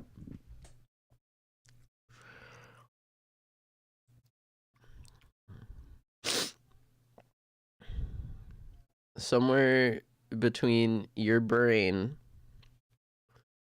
hello, somewhere between your brain and the computer is you deciding on what's real, what's fake, and you deciding how to spend your time. And we're there in this magical world between your brain and the computer, where you decide how to use your time. Now, Zuboff's complaint here is with Facebook, because they spend so much money making people research this stuff and buying their companies when they like what they see. Hello, Ash Steph. I'm a computer. Stop all the downloading. Are you a bot sent here? You have to tell me. Or it's gonna get ugly. No. That's simple as. I'm the Argentinian. Yeah, I remember you. You're Aztef XD guy I talked about sandwiches with. You're the sandwich guy. Right now I'm the sinus guy. Really dying out here because my nose itches. But we're reading about surveillance, capitalism. We're very deep into the book. So we're finally talking about people and like everyday occurrences. And this one's about how these kids just won't stop using their damn phone. They listen to the phone, do more with the phone than they do with their own parents. What's up with that? Well, some of these things are very new. Some of these things are not so new. What's the phone doing there? what's that phone doing while these people are having this age-old interaction between generations? Well, apparently it's learning to be as addictive as possible so that the next generation of youth feels a little differently about it and its place in society. Yeah, I still refuse to play mobile games because my phone gets too hot. Like, that's just an uncomfortable experience for me. I don't want to play mobile games. It's fucking grimy. Doesn't feel ergonomic. And I'll refuse to do all kinds of things on mobile, like mobile document viewing and like mobile composing. Oh hell no! You couldn't get me to type on one of those things for like years. I like just now got an iPad because it's finally at this point where like teachers are like incorporating it into enough of like the curriculum that they're like, seriously guys, like we're really relying on iPads this year. But you know, that's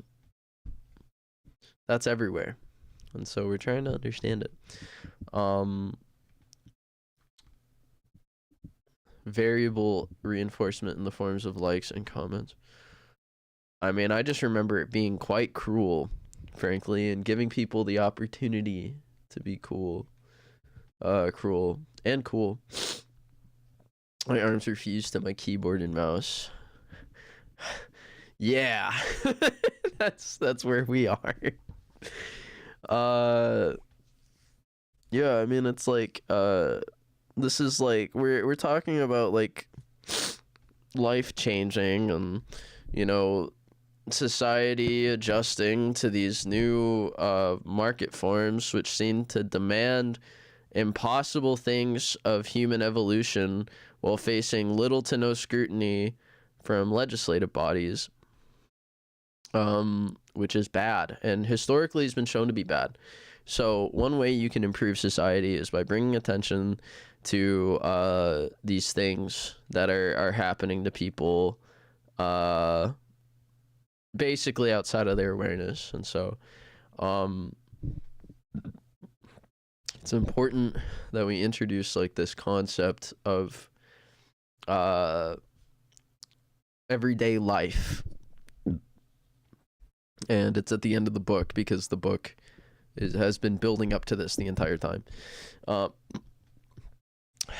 chapter's called Of Life in the Hive. Shoshana Zuboff up to this point has already gone through great lengths to talk about surveillance capitalism, what she cites as the practice of surveillance capitalism, because technically, like, just saying, you can't just say that, like, technology is surveillance capitalism, because even though surveillance implies media, you know, it's not something that's inherent to the machines that we have today, or something that's inherent to how we discovered these machines. It's something largely localized by a few parties that involve themselves in this highly equitable futures trading market to exchange what is inarguably human behavioral data to produce what Zuboff calls value, surplus, and capital in a behavioral futures market. All these new companies kind of came into the new millennium with like a new frontier before them. It's funny that the name of the book is the New Frontier. But they essentially came into the century with like a new frontier before them.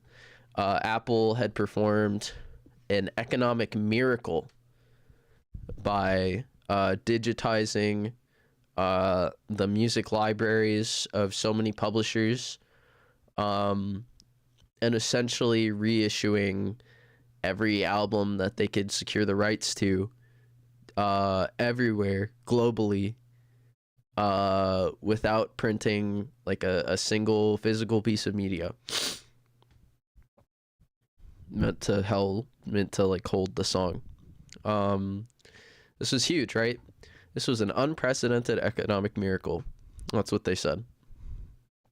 Apple was able to turn it around on these big box stores, and say music has a right to the people, and people should be able to say how they want to consume art and when they want to consume art, and people should be able to be like the end all and be all on what ends up in their ears. And it worked. It worked really well. Kind of embodied like everything that anyone could ask for. I was very young at the time, so you know, I wasn't exactly listening to a lot of music, but I understood that my parents had these things called iPods, and that all my mom's favorite songs are on them. And then I got tinnitus because I listened to mine way too loudly as a child, back before they put the volume limiter on there, which I bypassed eventually because I liked going through the menus so much. Yeah, this is about that. Surveillance capitalism is a novel market form that attempts to reduce risk in investing by creating predictions about human behavior, which it then sells on behavioral futures markets in the form of futures products, or in the form of surveillance products. Sorry.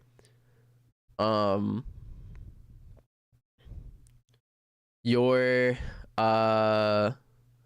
ability to access all of this like Apple Music all of these Amazon new shows, Netflix new shows, or whatever, at your leisure, hinges upon a quid pro quo relationship between you and the developer, in which you agree to an end user license agreement that reserves the right for the developer to halt service if you do not agree on their terms.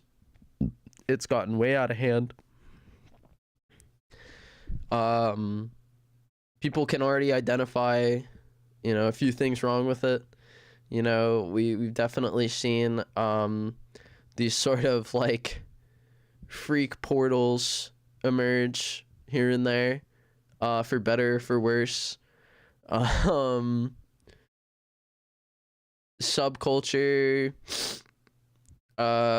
gets this whole new ride on this wave of popularity that comes from the internet and its amazing search engines, allowing you to find whatever content could possibly pique your interest. This searching eventually became the basis for trying to understand how to target you with ads, and specifically all these searches on Google came to be what defines the terms today. Every day we find ourselves attached to devices that hold thousands of contracts that essentially put you in a quid pro quo situation where your right to decide about your privacy is taken from you. You don't get to decide about your privacy as long as these products are an essential part of your life. Because of how a EULA can be enforced in court, and because of this this right to reserve usage that can be defined by a EULA.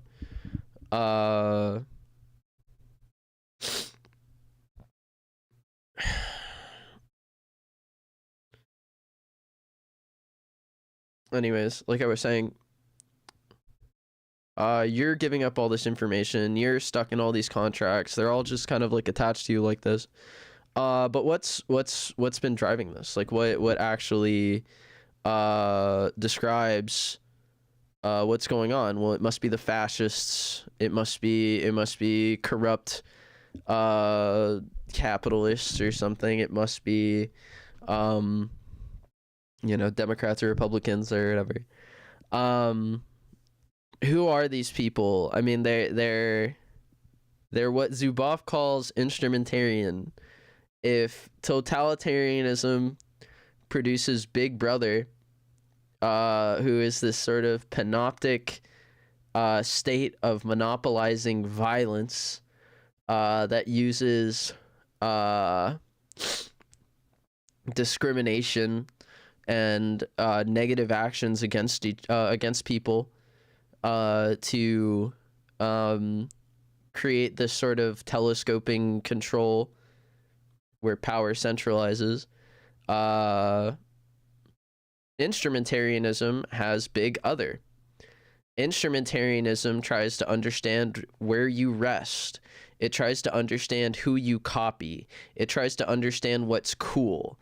It tries to understand what's hot. It tries to understand what you're doing in your free time. And it tries to reorient those choices towards Big Other. So Big Brother means Big Other. And you have this futures market in which human behavioral data is producing predictions that are worth money because they reduce risk. You're more likely to get a return on investment by listening to these people, right? So what are these people doing with this data?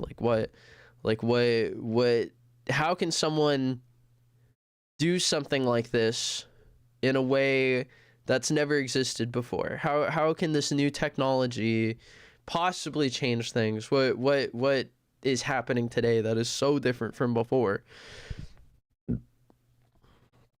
Well,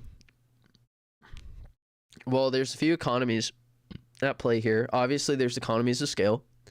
There is the extraction imperative set forth by surveillance capitalism. Surveillance capitalism decides what the good acquisitions are. Okay, and it is these people who are picked as like the choice of surveillance capitalism who decides what people decide. Or what is it? It's like surveillance capitalism decides, like, how does she put it? It's like 3 questions about like kind of framing like how this power works. Like, surveillance capitalism decides which firms like live or die. The firms decide what culture lives and dies, and then the culture interacts with the firm or something. It's like, I don't know, it's something out there. Essentially what we're looking at is a lot of money pushing society's desires in a certain direction whenever certain feats are achieved by these surveillance capitalists. And you definitely notice it when you look at like the terms on which people agree to these contracts worsening while the surveillance ramps up.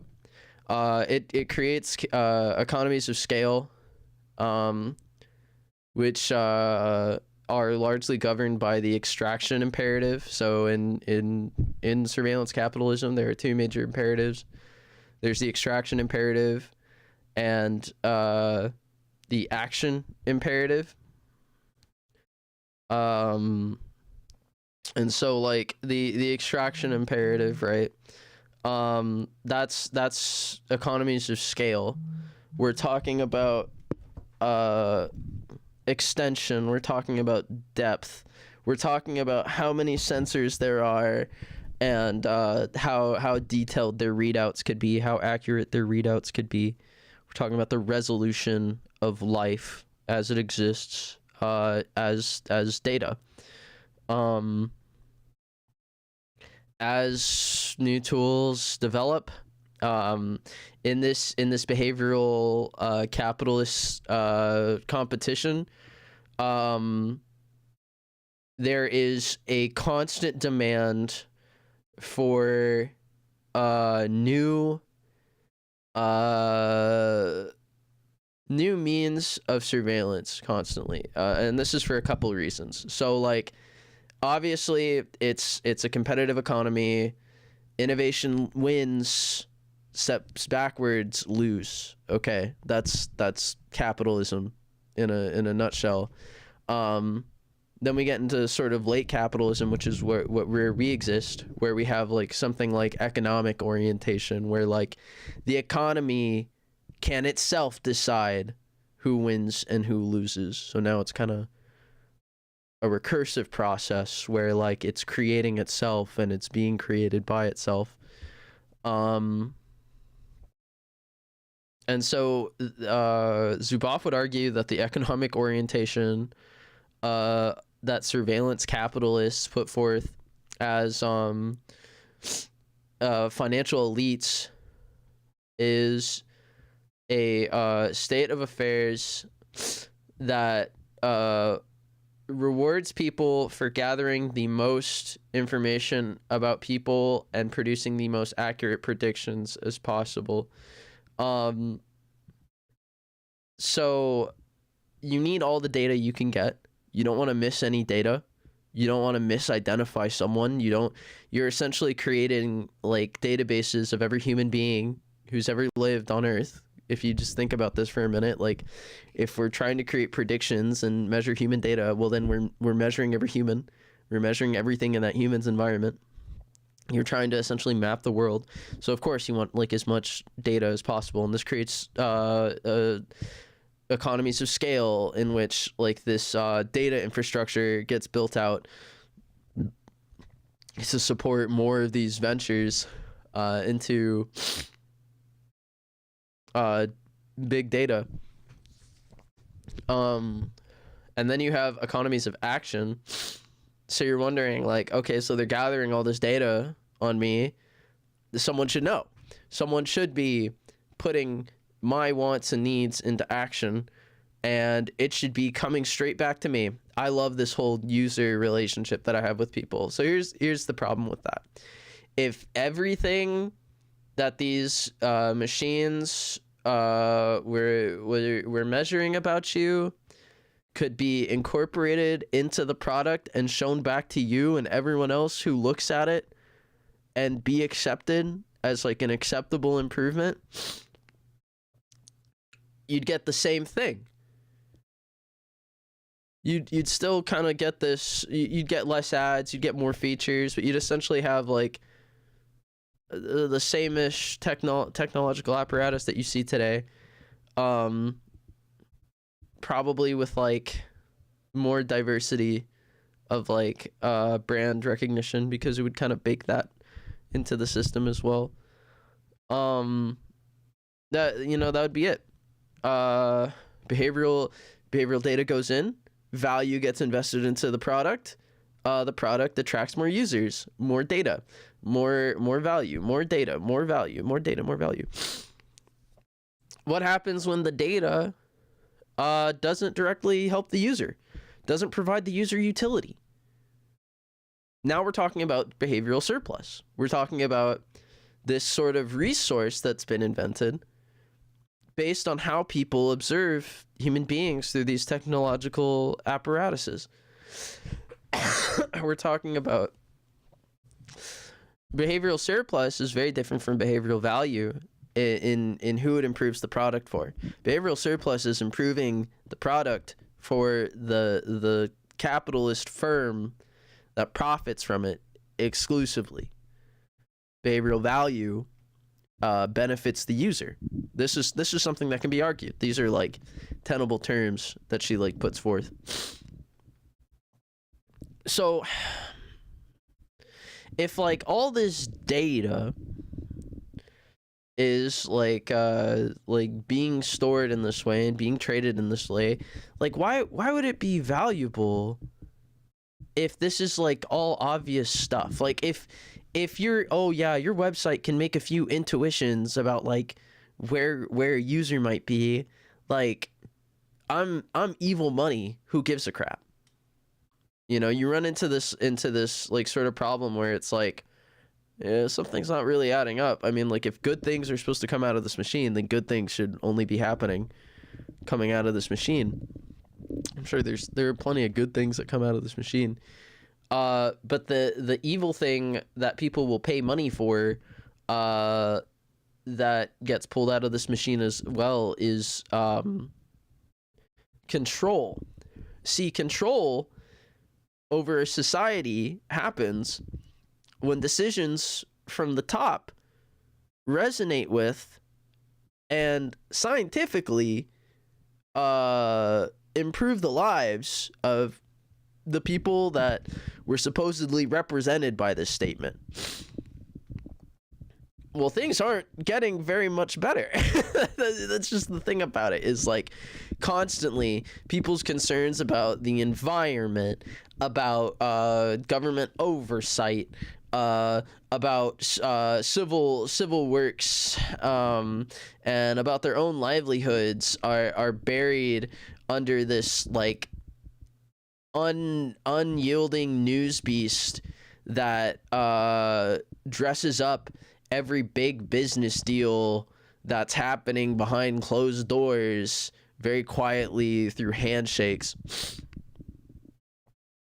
Like that's you're getting control, you're getting the solutions to whatever questions society is asking you.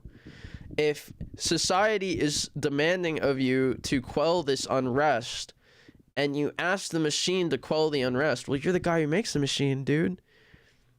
You're going to be telling people what to do with it. Okay? That's the problem with AI alignment. People who make AI essentially want it for control. So she always ends up being a Nazi so that she can, use a mass populist movement to circumvent a bureaucratic process. Sorry,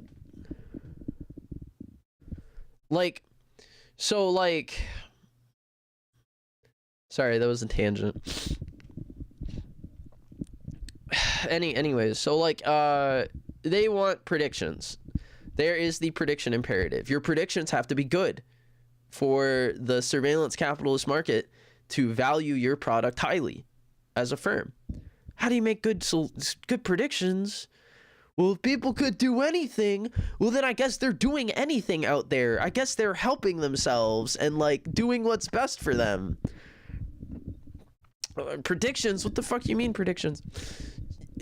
This is where the reduction to one's life weasels its way back into the system. What's this? An opportunity for someone to be misrepresented by the representational government?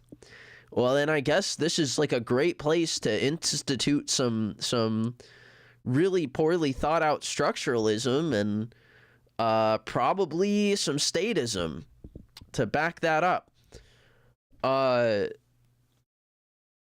The prediction imperative says that you have to know what everyone's doing and what they're gonna do and make interesting, deductions about these things. And it's gotta be cool, like something we want.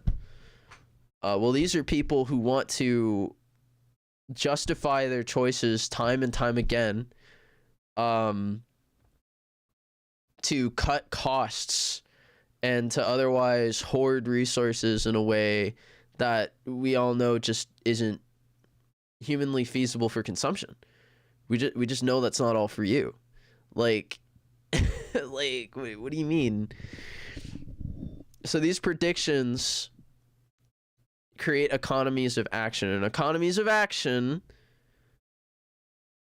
are economies that have actuators, and these actuators, the abundance of actuators, actually improves the value of your product in these economies of action.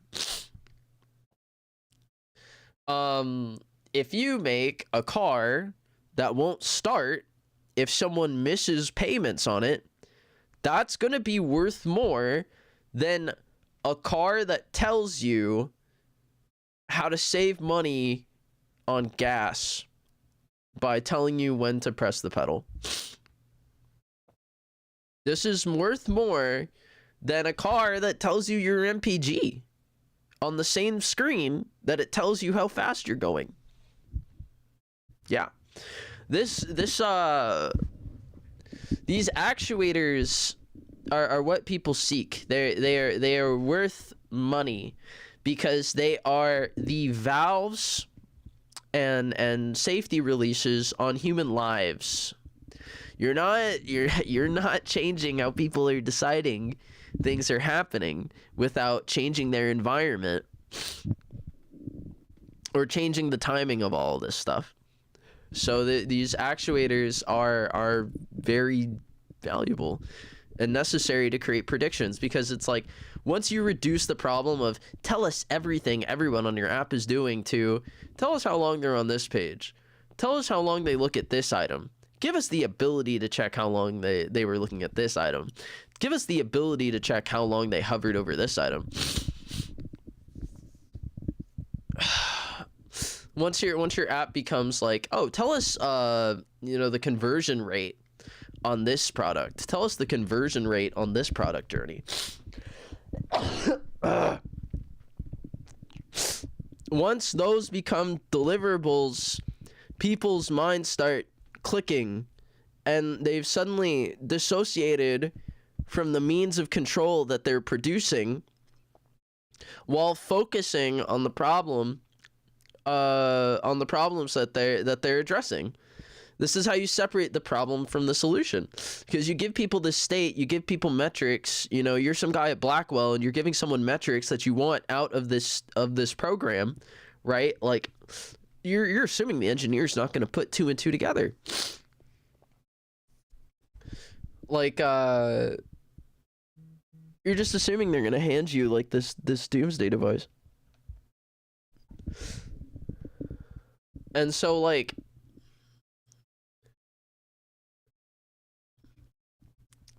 on that note, like, it's very, like,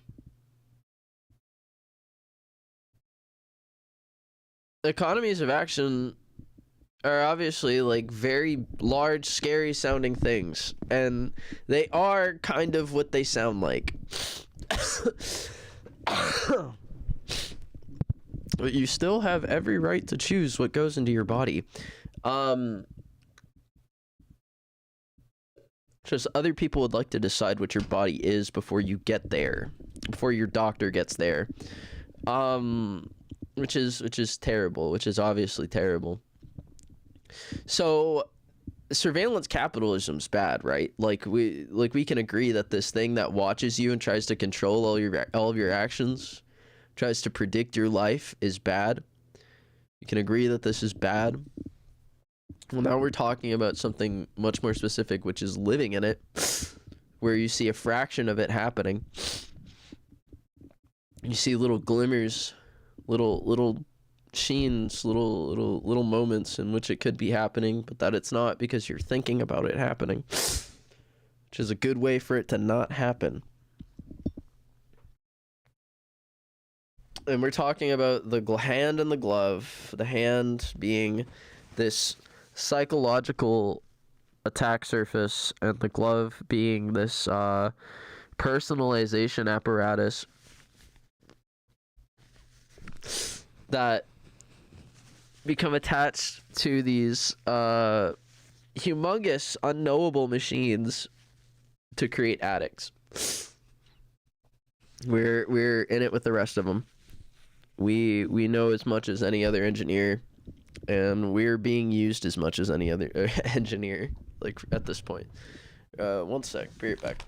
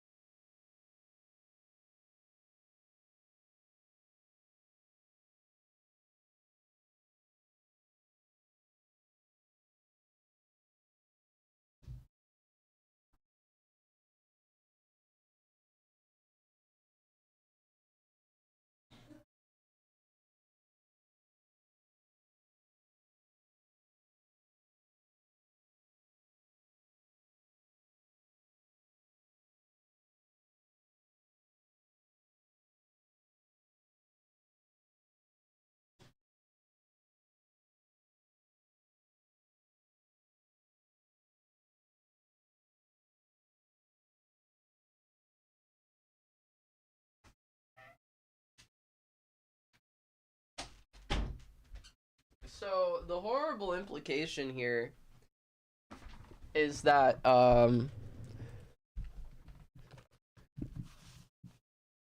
fascism is some kind of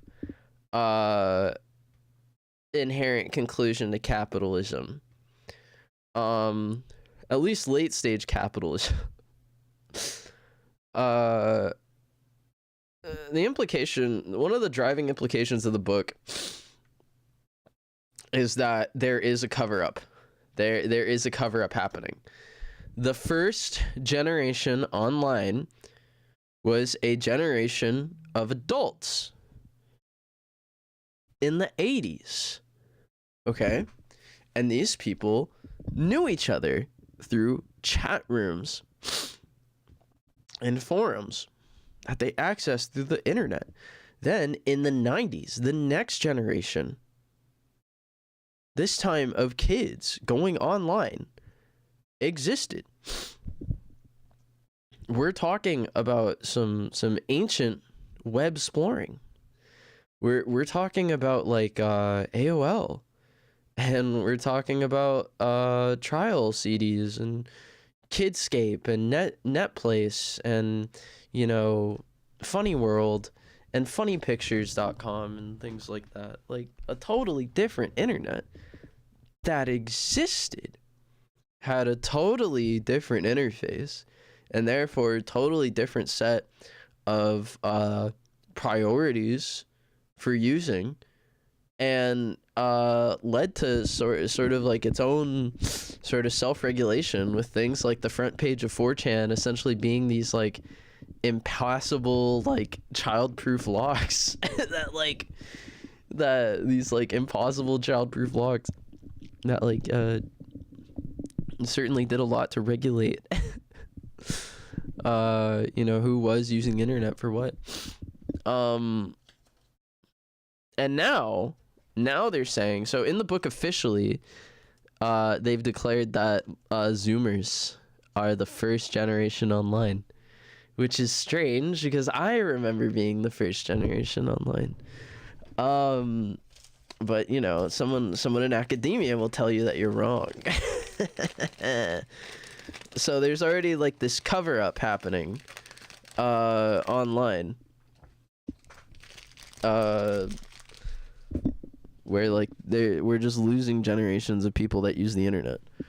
And like one of the other like big implications of the book is that the drama that happens online has some shocking parallels with real world events and the real lived experiences of people.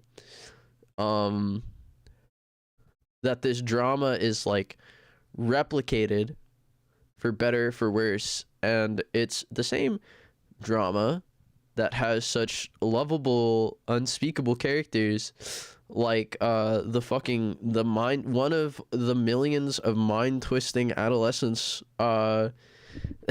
take pleasure in seeing small animals and poor people hurt themselves.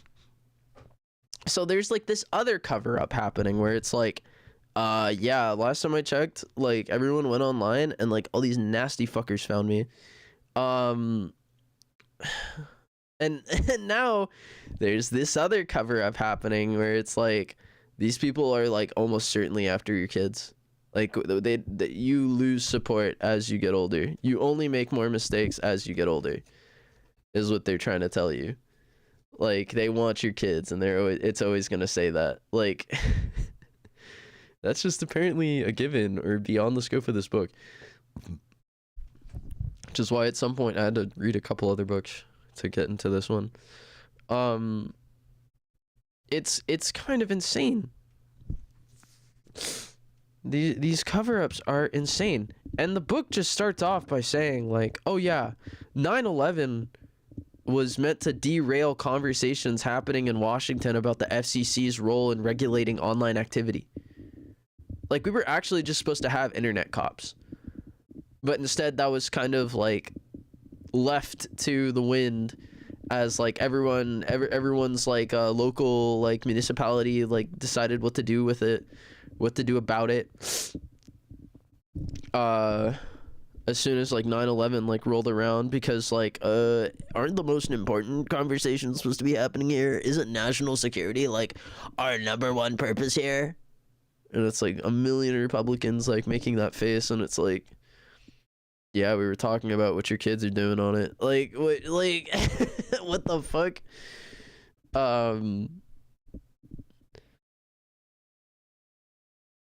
Yeah. It's wild. It's absolutely wild. And so yeah, like while the book does nothing to make any sort of specific claim about any political group except for neoliberals. It seems to suggest that the technology discussed in the book is a technology that needs to be used responsibly to prevent the replication of the environment that historically gave us Nazis and an entire era of humanity defined by a fight against those Nazis. Yeah, those guys aren't getting their cash.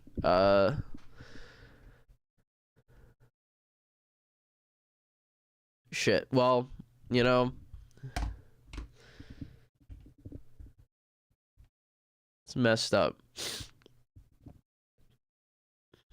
The mental and emotional consequences of Facebook's ever more exquisite ability to enmesh young people in chasing their own kind of zone. Yeah. Yeah, I remember psychic armor and psychic damage and shit like that. Mind's eye. I don't know. Do kids still care about that kind of stuff? Like psychic powers and shit?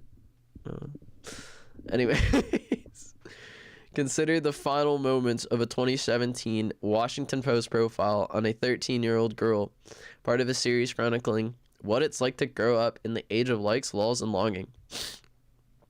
It is the girl's birthday party, and only one question will decide her happiness. Do her friends like her enough to post pictures of her on their pages in appreciation of the occasion? She scrolls, she waits for that little notification box to appear. Regardless of your age, who among us does not feel a painful blast of recognition? Adolescence has always been a time when acceptance, inclusion, and recognition from the other can feel like matters of life and death, and social media has not been required to make it so. Is adolescence really any different today than any other era? The answer is yes and no. Apparently, a breakup when you're a teenager in high school has the same, like, emotional impact that most people's divorces have on them. Isn't that crazy? You're talking about releasing chemicals in someone's brain that increase anxiety, and like anxiety becomes loss chasing once dopamine and instrumentality are included, right?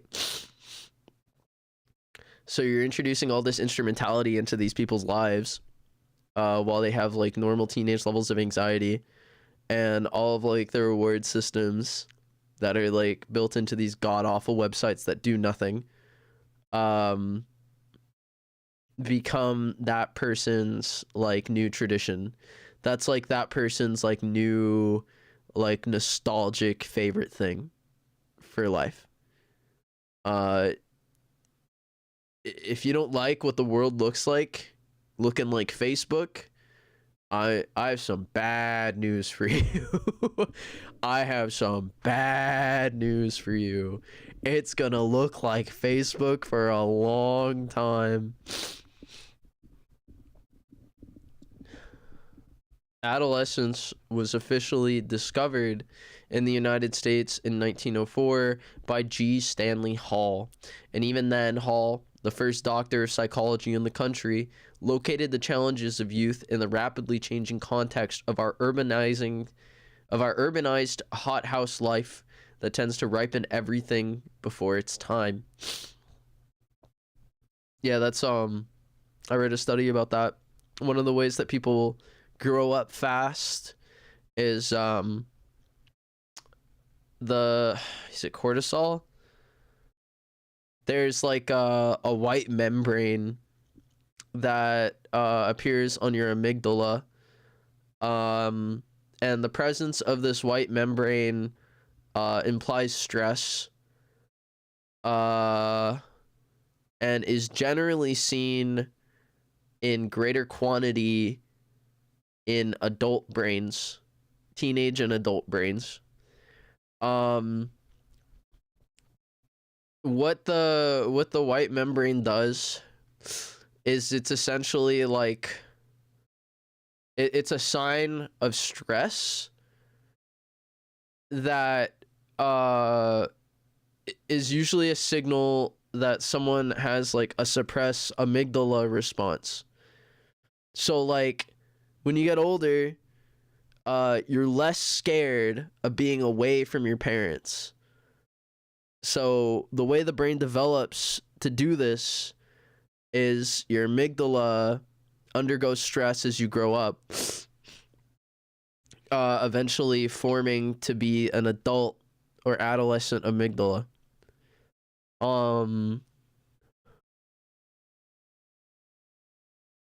So the idea of like growing up fast or having an old soul like at a very early time suggests that there was some kind of lack of parental availability earlier in life that caused this sort of development.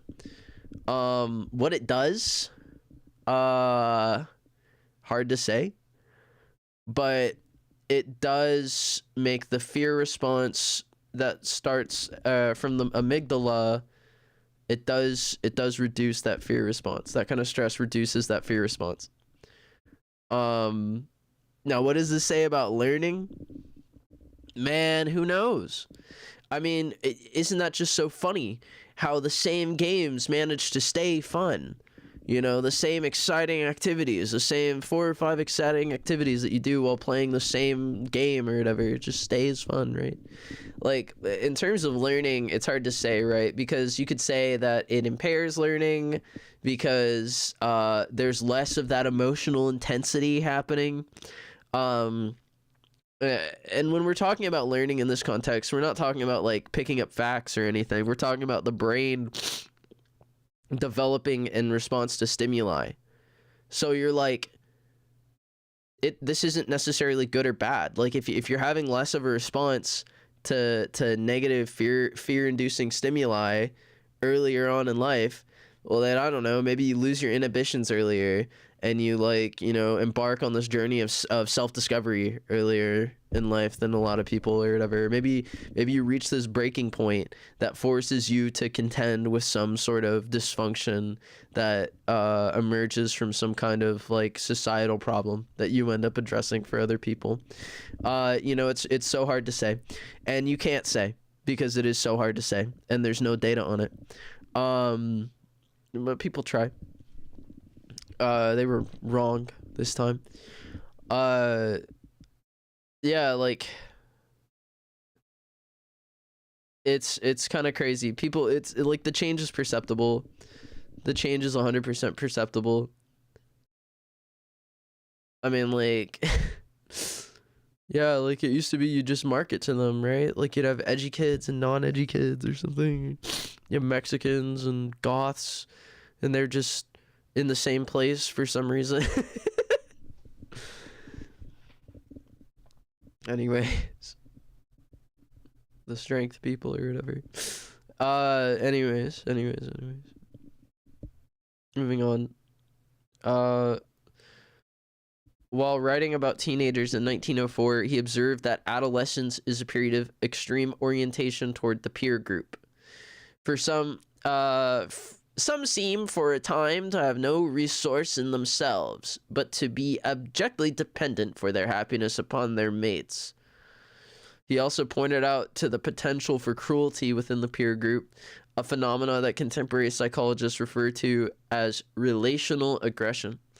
Decades later, the central challenge of adolescence was famously characterized as identity formation by the developmental psychologist Erik Erikson, who did much to explain 20th century adolescence. Erikson emphasized the adolescent struggle to construct a coherent identity from the mutual joinedness of the adolescent clique. He described the normative crisis when fundamental questions of right and wrong require inner resources associated with introspection and personal experimentation. Things that are just too goddamn boring for most babies. What the fuck?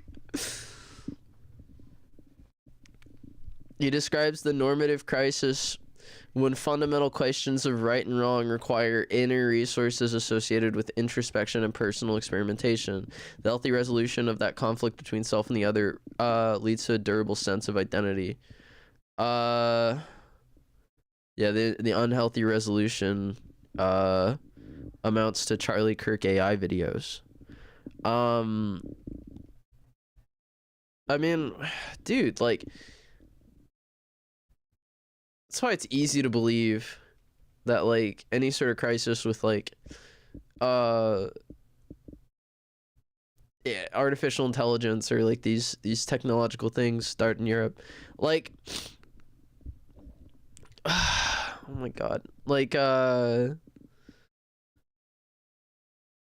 talking about a problem here where, like, you as a child want to have fun with another child, but that child's type of fun excludes your type of fun, right? Like, it's one thing if you're a child and you go to another child and you introduce this new thing and you both have fun, right?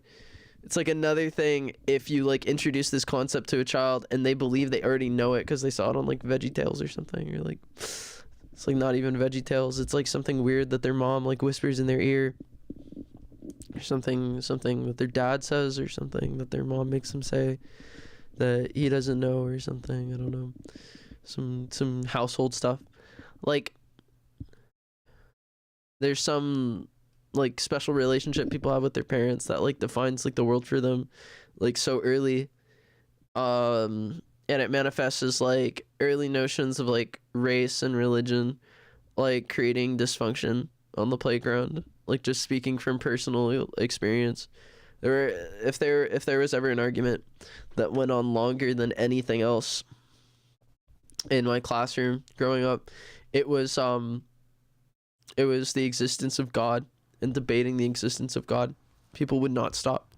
People would not stop these things, like, and they'd get, like, into it too. Like, they would not stop. Like, I think it got violent at least once. When we talk about, like, bad religion or whatever, we talk about, like, cults and, like, people who, like, distort reality to like further their own selfish means. Isn't that what we're saying right here? Like, he described the normative crisis when fundamental questions of right and wrong require inner resources associated with introspection and personal experimentation. The healthy resolution of that conflict between self and other leads to a durable sense of identity. We're talking about people who simply won't talk to each other because they believe they see some other reality, and that reality extends their senses in, like, the same direction. It's like these kids play together or whatever. They play pretend together in the same way, or they like something a little more structured, a little more instrumental, like dodgeball or tag or something.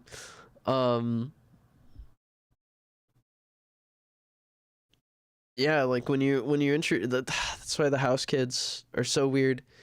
House kids are so weird because they have, like, all these concepts of the home, like, decided before they ever have to need to figure out how to decide to make a home. So who's making homes? Who's going out and deciding what's right about who's making homes and what resources are available for making homes if people are deciding about it when they're a child? Like, that's what we're talking about here. Like, that's not exclusive to the machine apparatus. That was there before. And that's just another cover up that the book brings up. Like, why is this, like, deeply religious and, like, contingent aspect of, like, all these, like, imperialist societies and all these, like, Christian societies and all these, like, warmongering societies, like, why are we attributing this to technology? You know, what's really happening here? And it's like, rich people want everyone to fight except for themselves, and then to never experience it, like, simply by consequence. They understand that they are there, and they don't need to understand anything more than that. only that they get to choose alone. They just lock themselves up like this.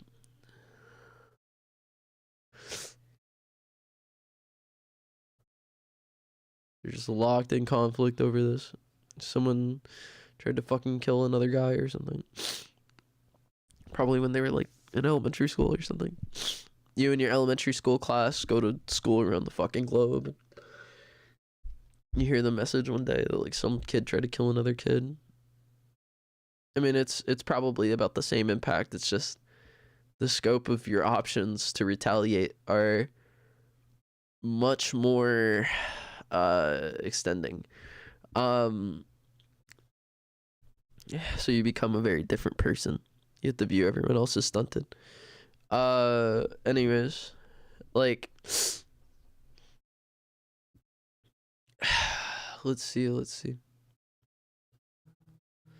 Today, most psychologists agree that our longer lives combined with the challenges of an information intensive society have further lengthened the time between childhood and adulthood. Just like that time with the city where all the hardworking guys were ending up in rivers, drunk and dead. Many have settled, and then the machines come in, and then the machine arrives, and all the women love the machine. He's a machine. He speaks in codes. Jesus Christ.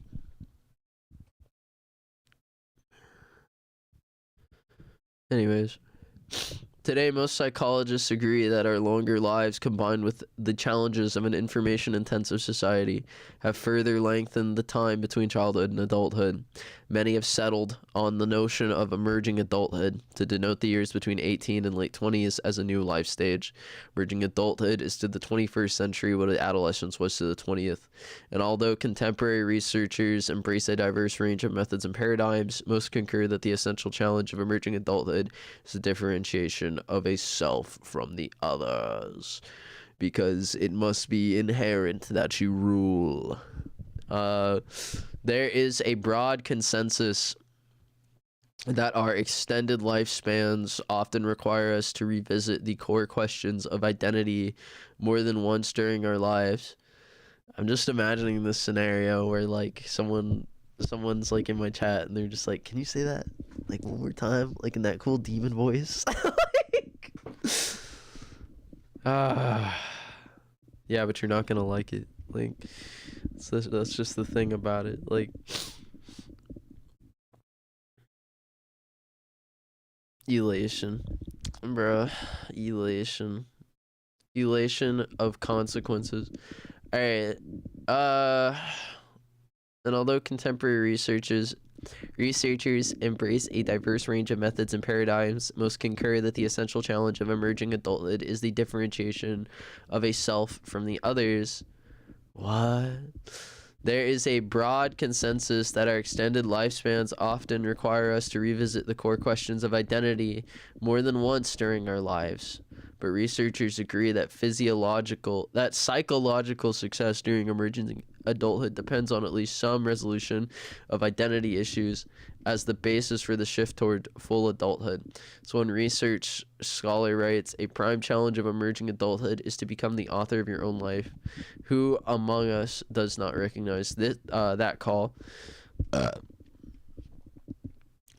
This existential challenge is enduring.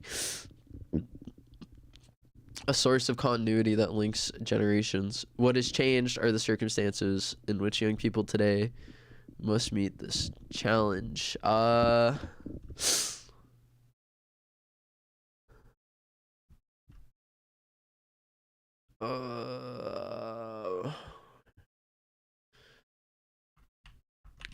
topic. A few topics.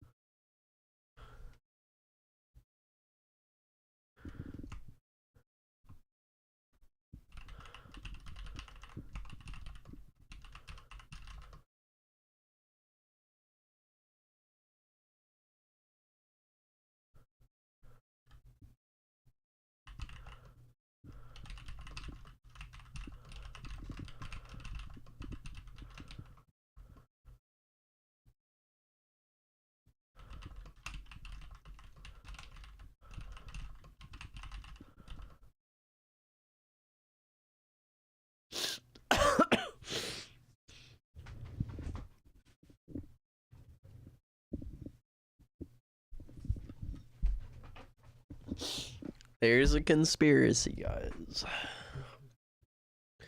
Drinking so much water. It's because my throat's itchy. What do you do about an itchy throat?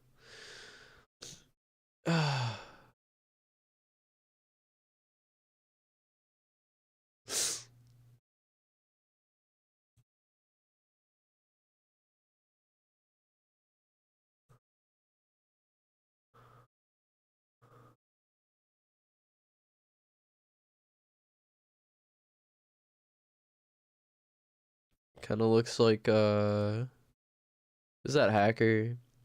Maya Crime W. Damn, my throat itches.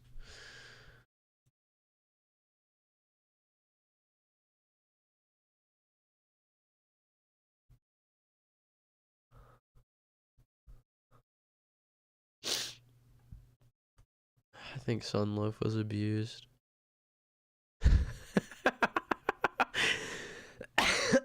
I'm sorry, just that's him, the neighbor from hell. He looks like he's been through hell.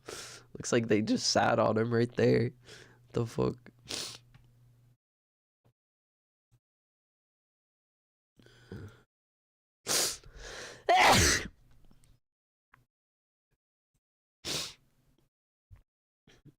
New cards, PogChamp, new cards. PogChamp.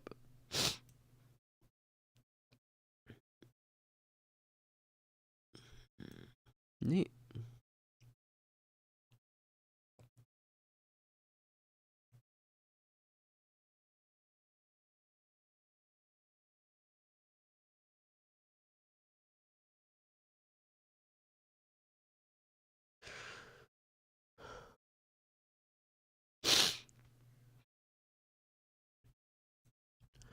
So cool. Alright.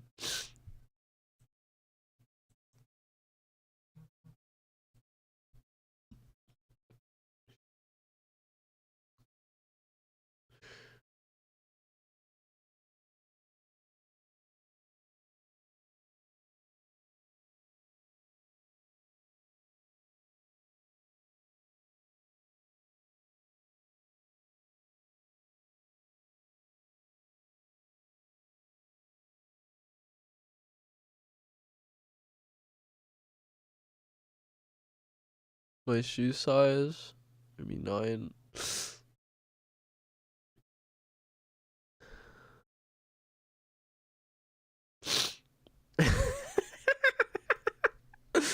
Yo, new little big planner, so.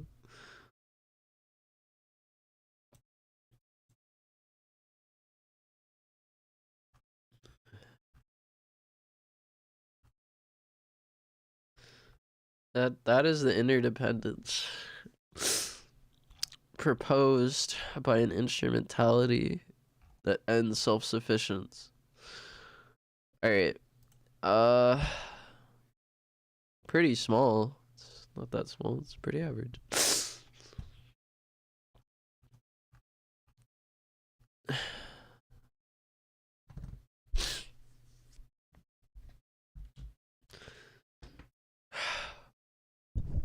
My throat is so itchy.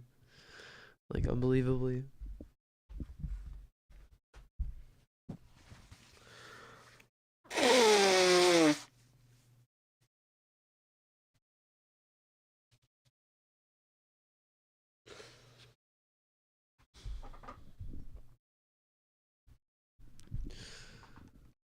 Alright, what was I saying? A few topics seem to frequently intersect Zuboff's explanation. She claims she exposes in this chapter.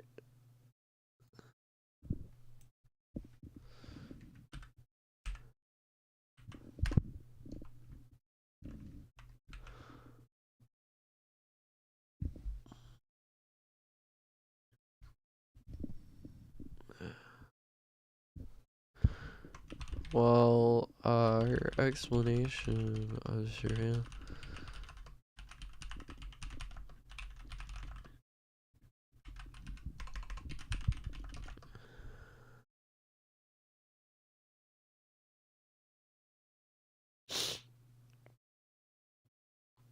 Remains focused.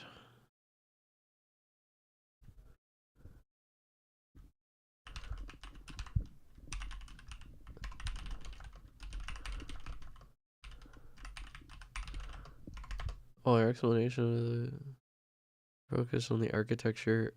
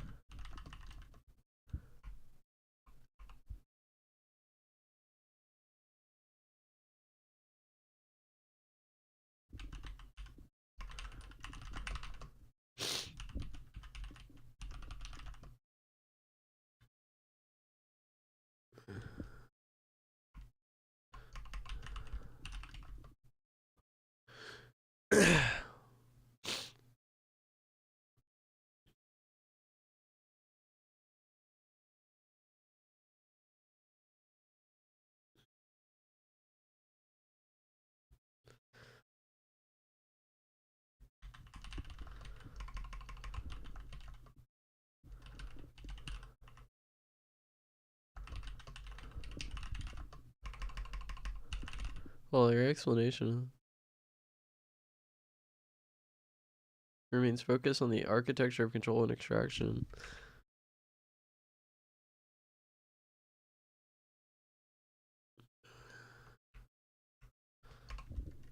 Dissecting the ethical streams of conflict and river.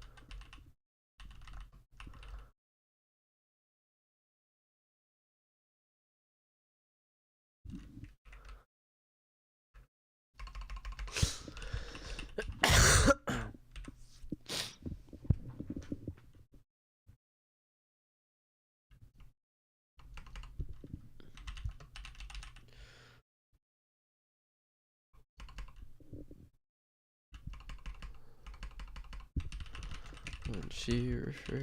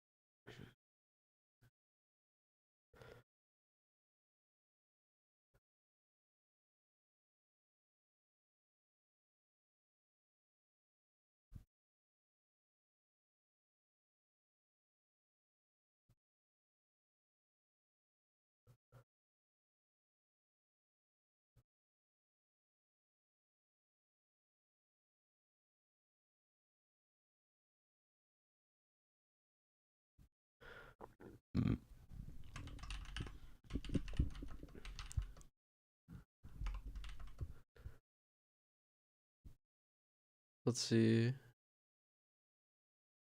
I usually ask people like how tall they are because I'm so short. I don't know.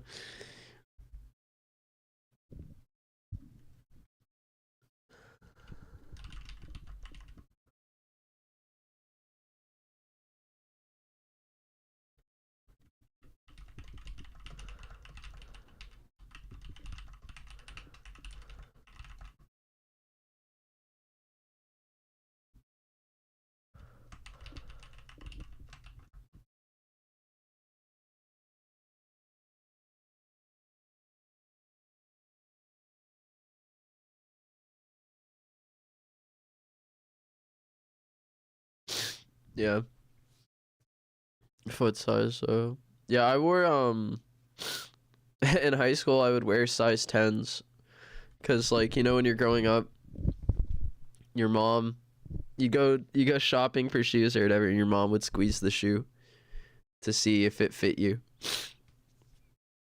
So I did that for a long time.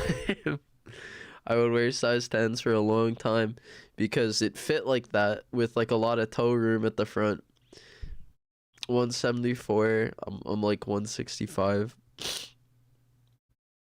And so yeah, she like squeezed the front, and so I was like buying size 10 shoes for a long time, just because it would have like that room at the front. Then I looked in the mirror one day and I was like, dude, these shoes are like too big for my body. I look like some kind of what do they call it? I look like a latchkey kid just got home from Goodwill or something. Just funny because I do own some used shoes. It's just like, yeah, those are way too big. It's not the size of your feet.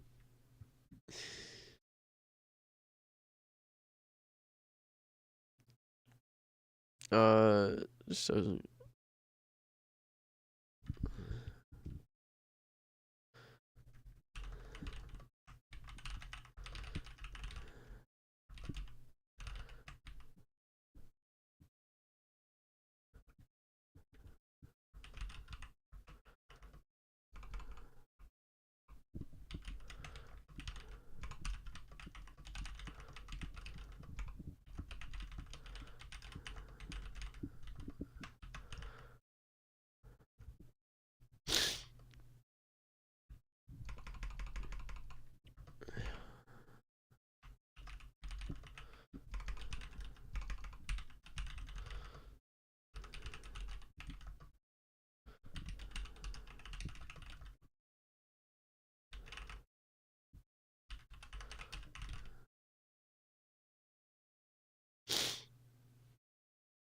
Clown shoe.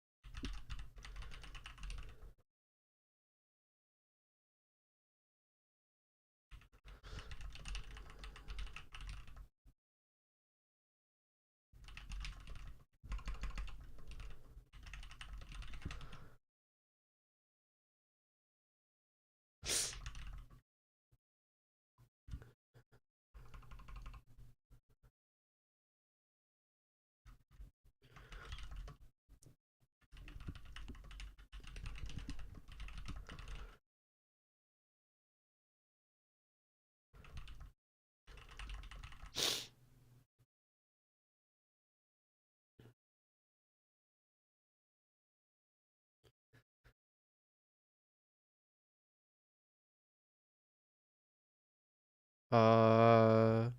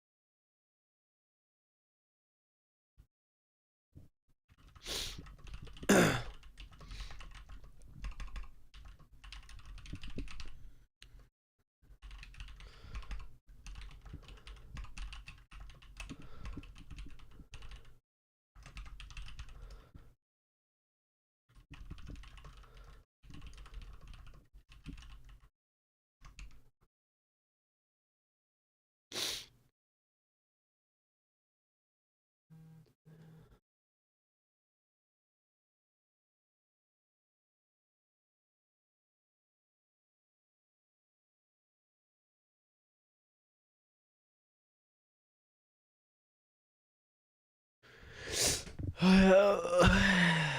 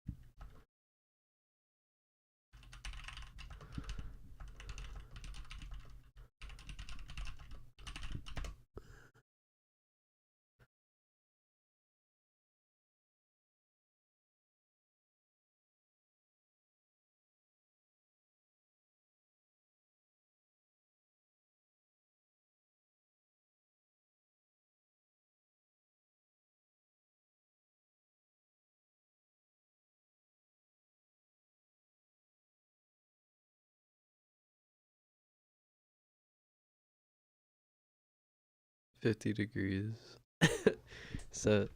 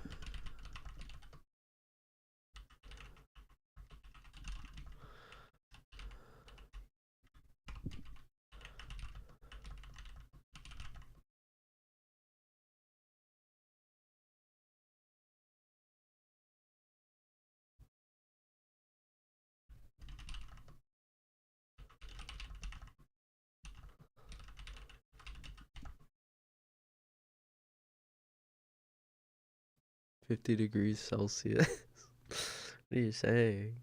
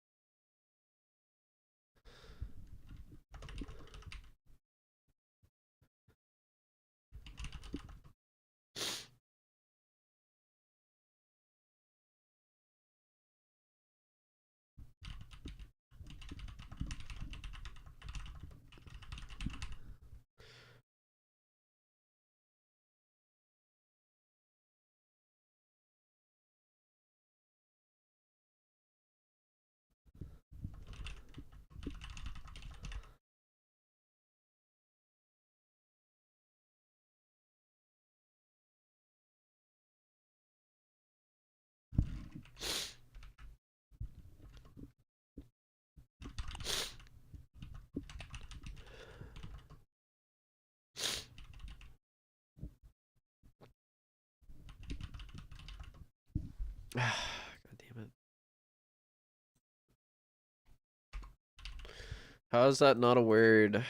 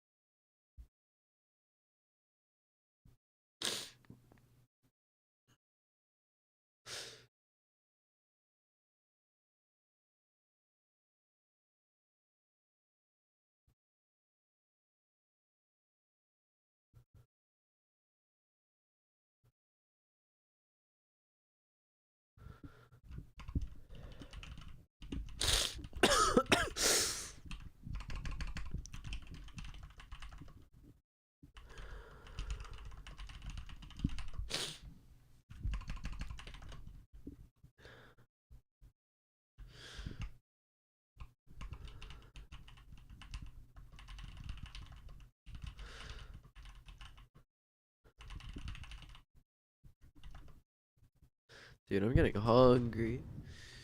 I'm getting hungry. I'm so hungry.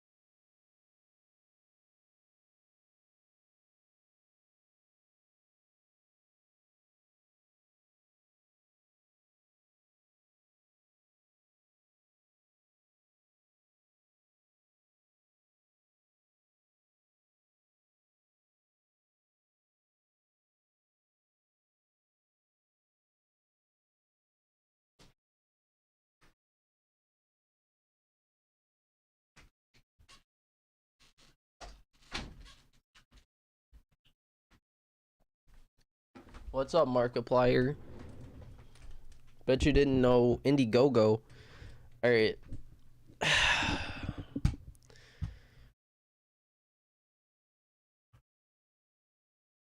Oh yeah, yeah, yeah. Citizens is a class of object.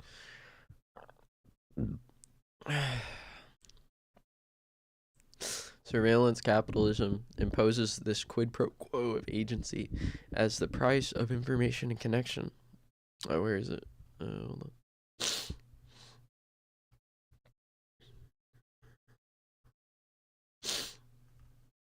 What? Oh yeah, Kaczynski just drifts around. What?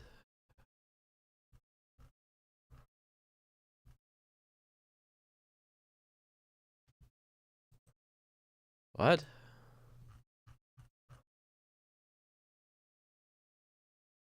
What have I been reading?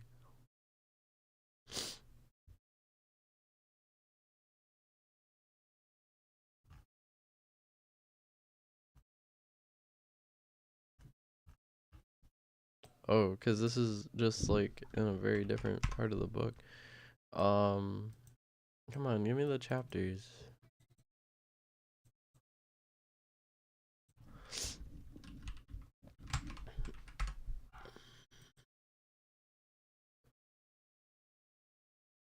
I'm going nuts.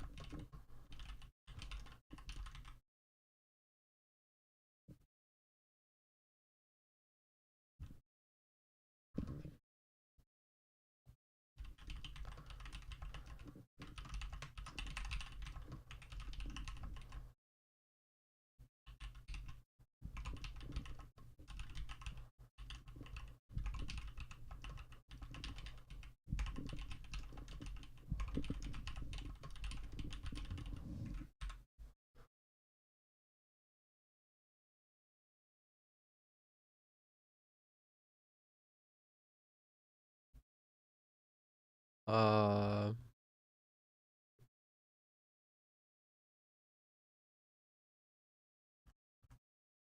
why are we talking about dialogue? What the fuck?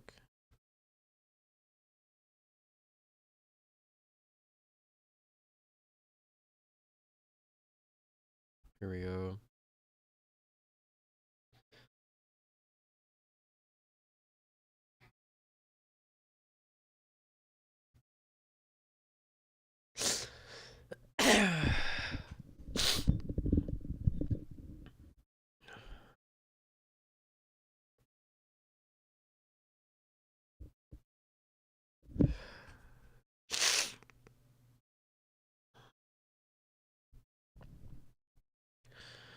There is a broad consensus that our extended lifespans often require us to revisit the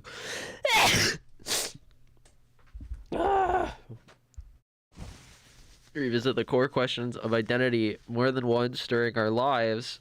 Oh, I see. This is how they're gonna make me a crazy old person. No.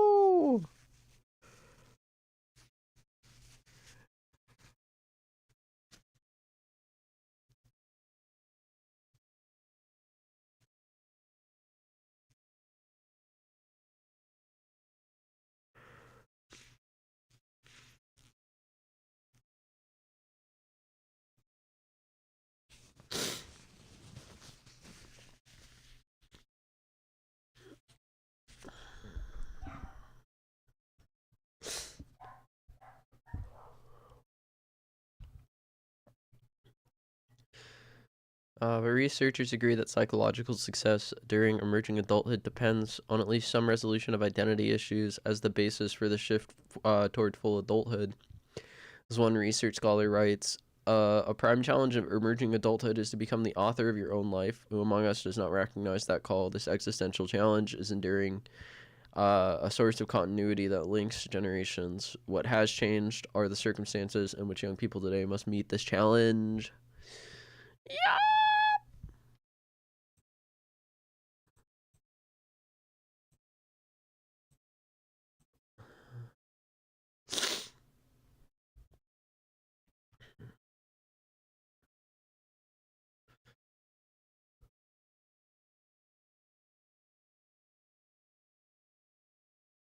Oh my god.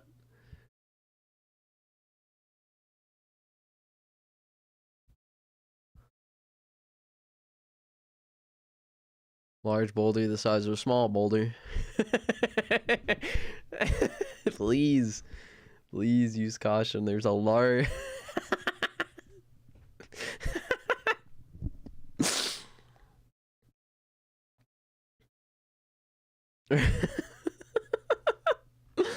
Rage feeding my fat dog.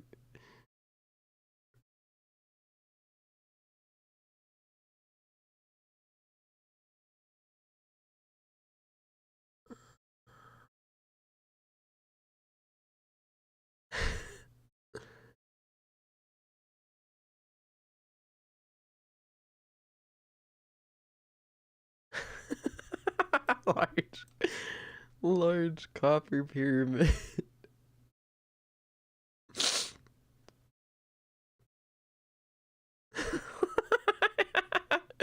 Why is he in the background?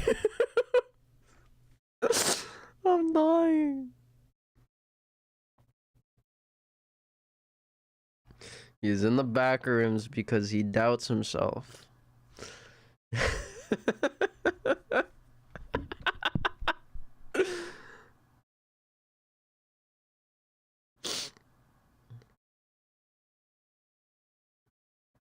They do that all the time, bro. They do that all the time, bro.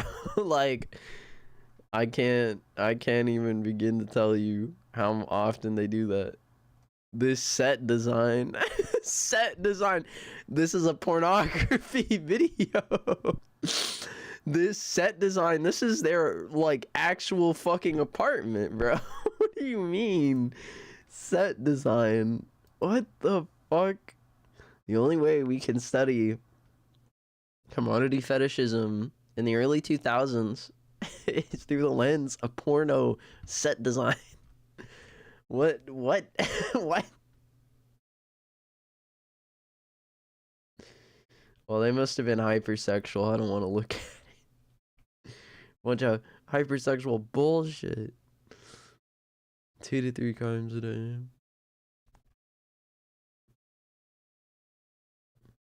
Yeah, and then there's that. There's that. That fucking thing.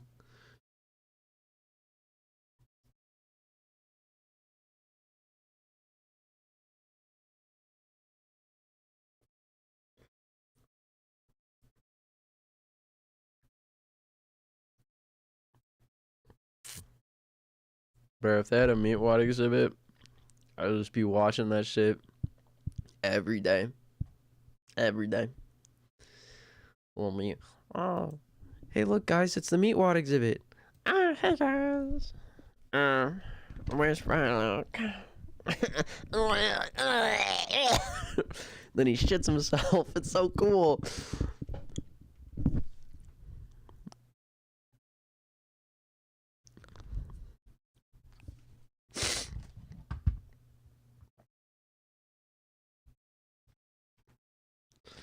Wow, damn. Not gonna.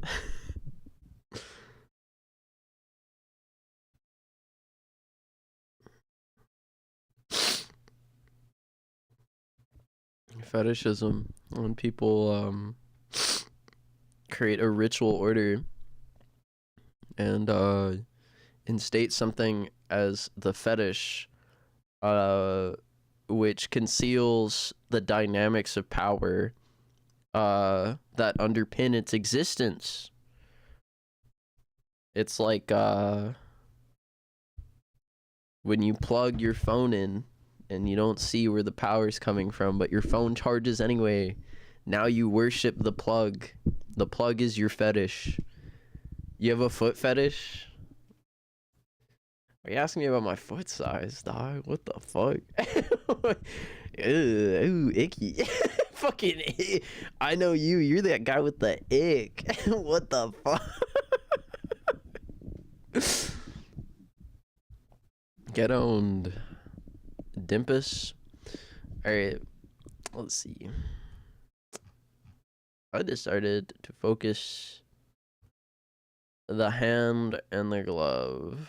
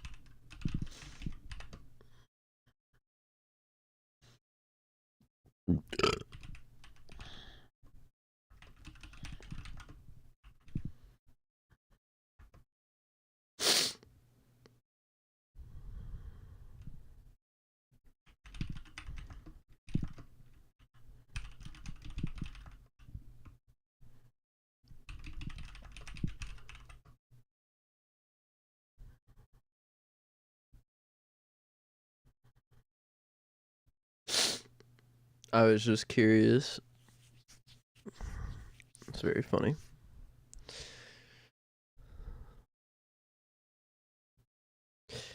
Uses this section to explain a metaphor in which people psychically morph according to aspects of surveillance products derive.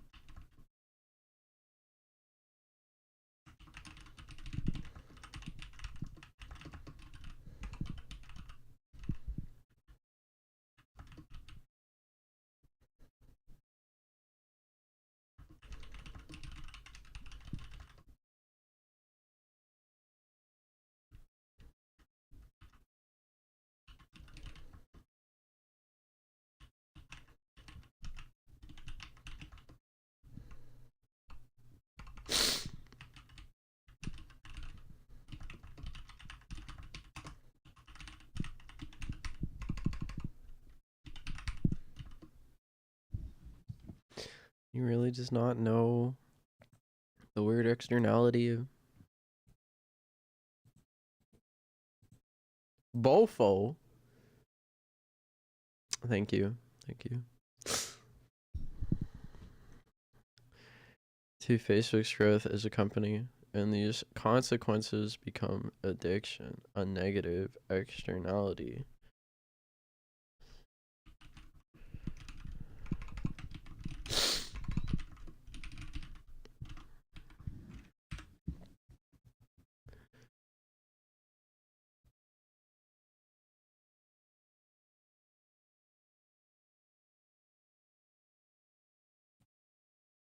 Brush offs.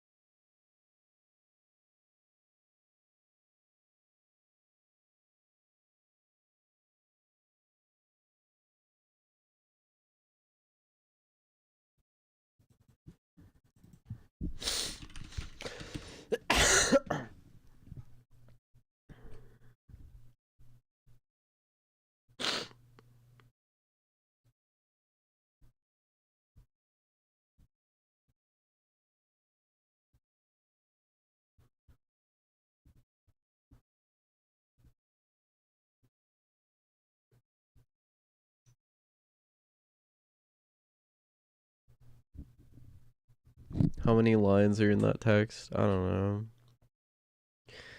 Few of them. I don't count. Uh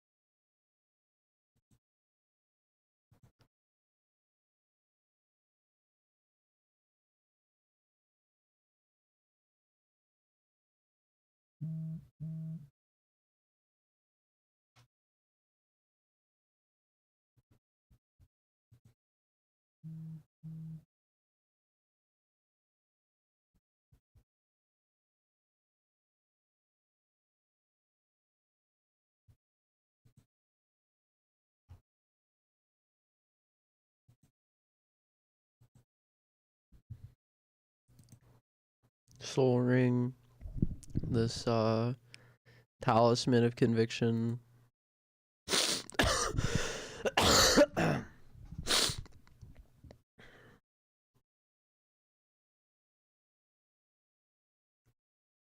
I like 20 foil lands. It's kind of nice.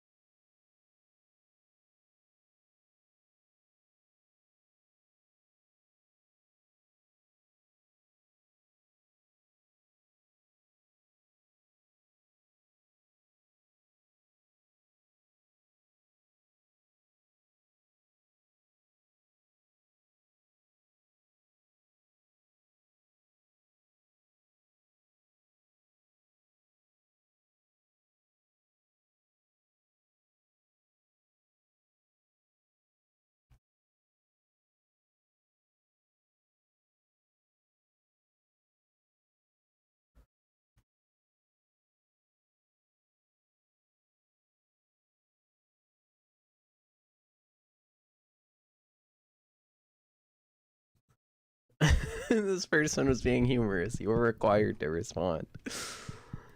Don't you know? This person is being humorous. You're required to respond.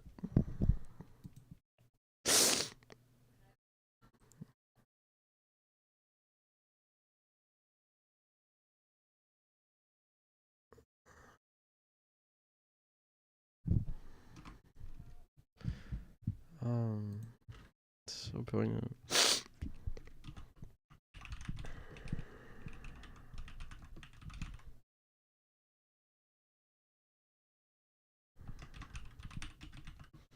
That's ring. What's so poignant?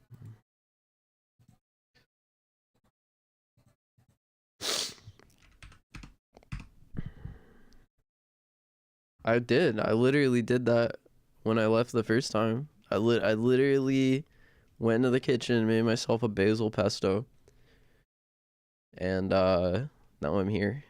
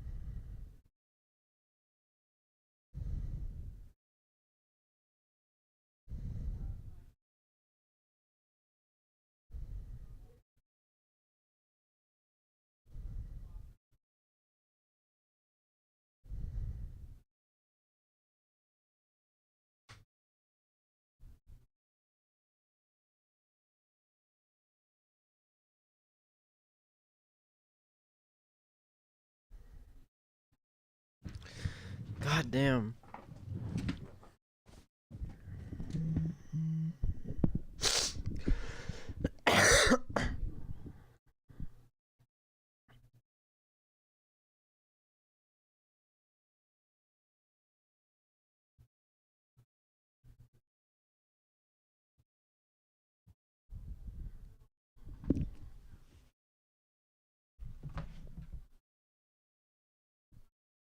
Sandwich guy. Oh, what's up, Yon?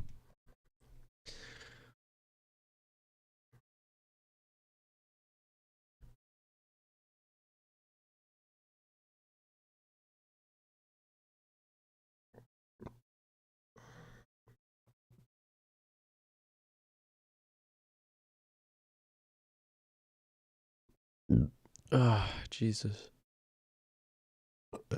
I keep burping.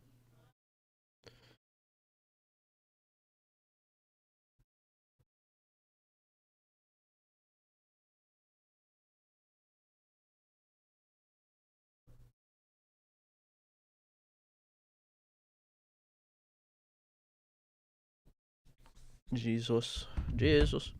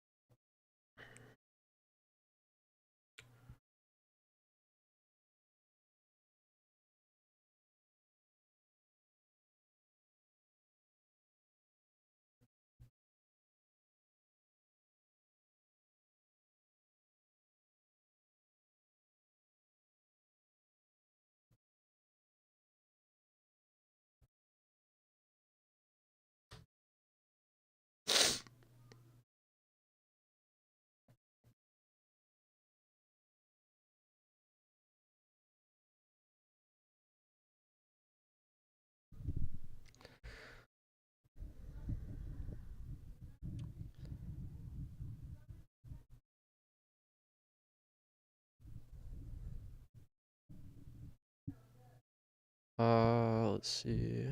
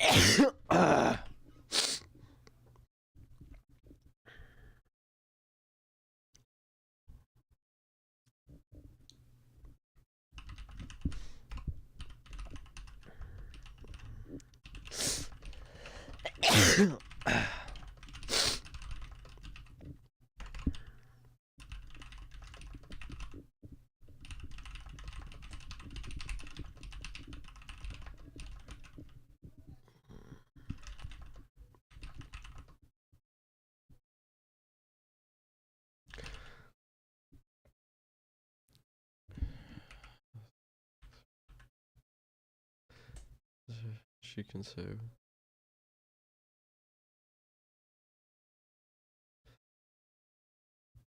Somebody should describe.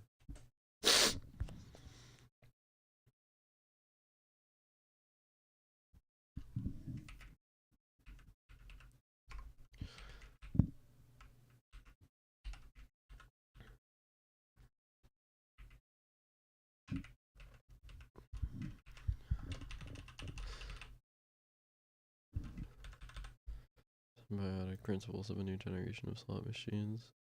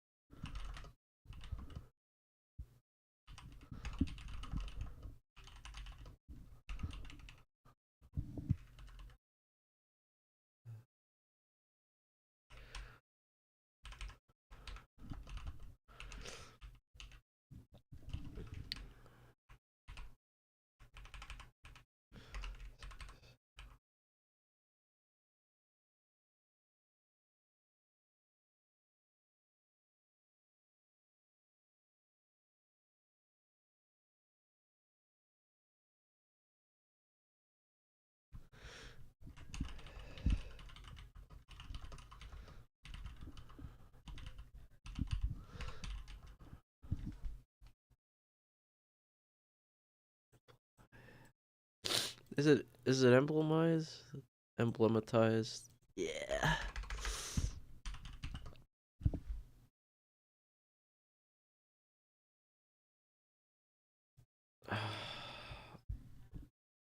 Its success can be emblematic.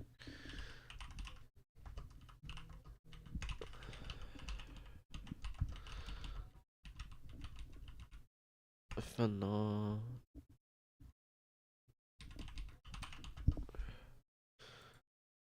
Phenomenal, but essentially still phenomenal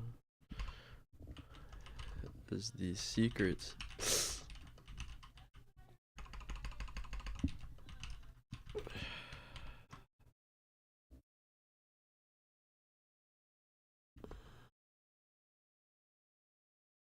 Still widely.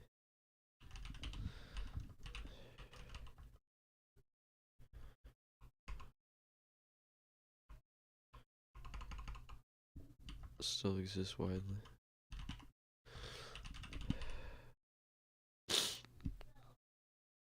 Its success can be emblematic.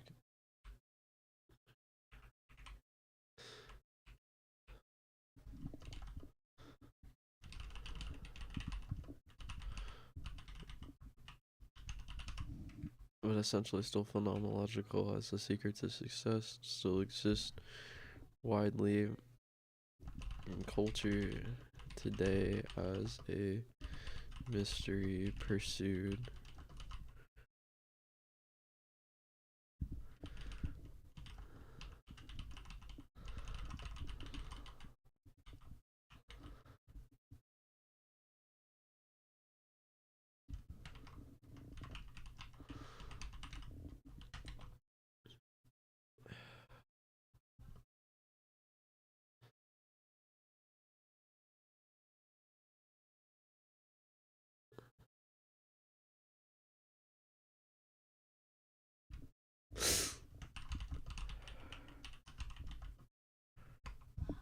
The hierarchy.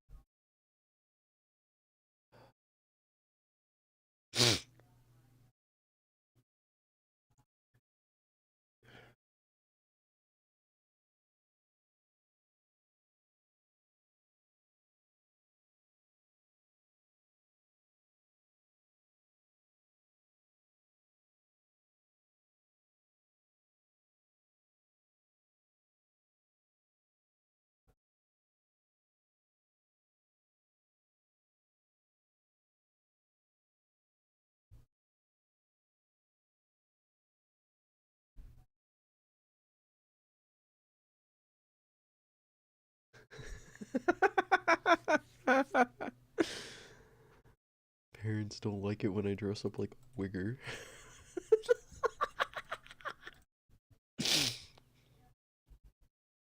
Really interesting.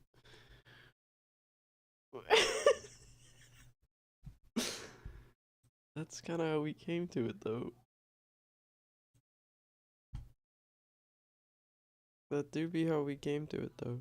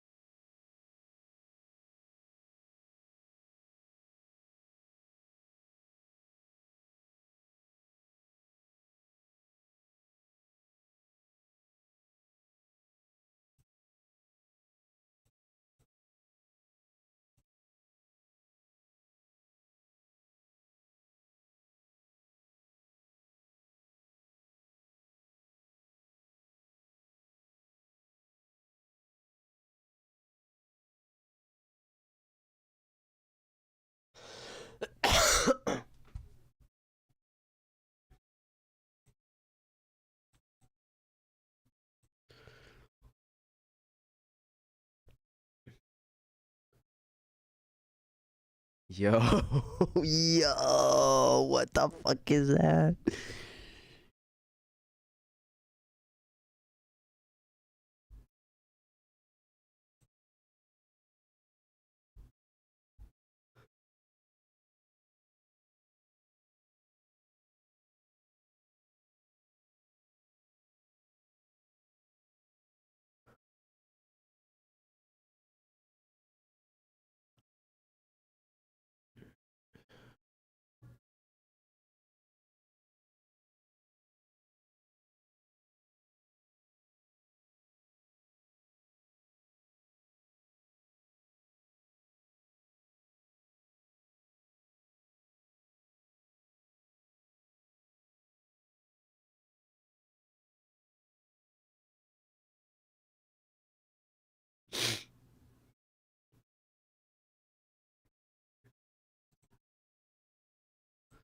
Don't look.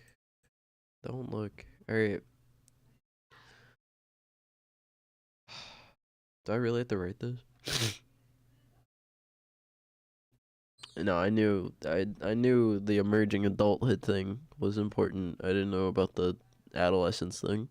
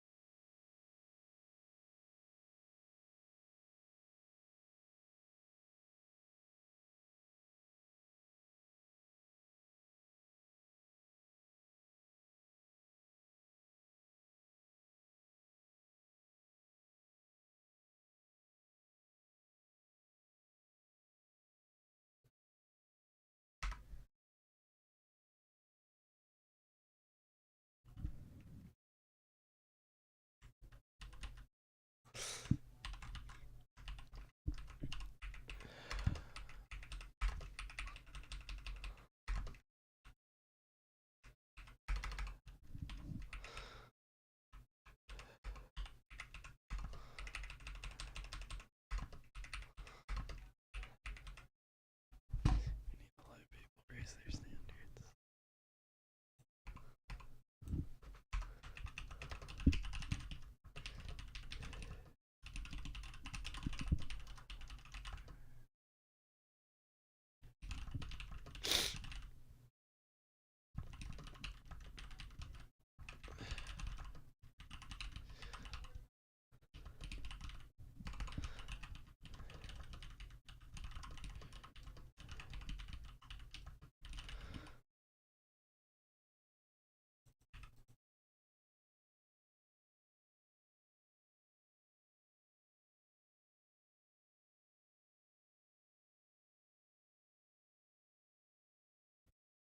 Yay! We did it, guys! We got through another section. That one was a doozy.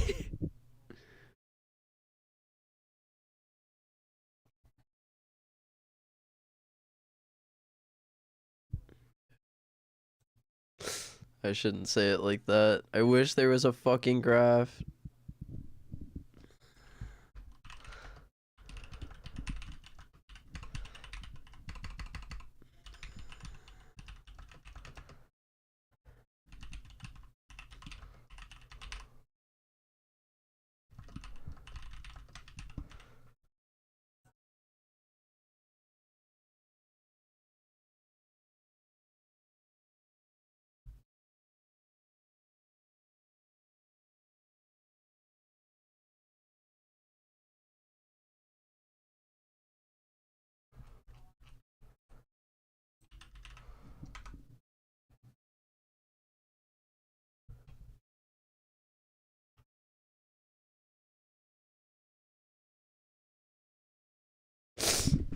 Alright.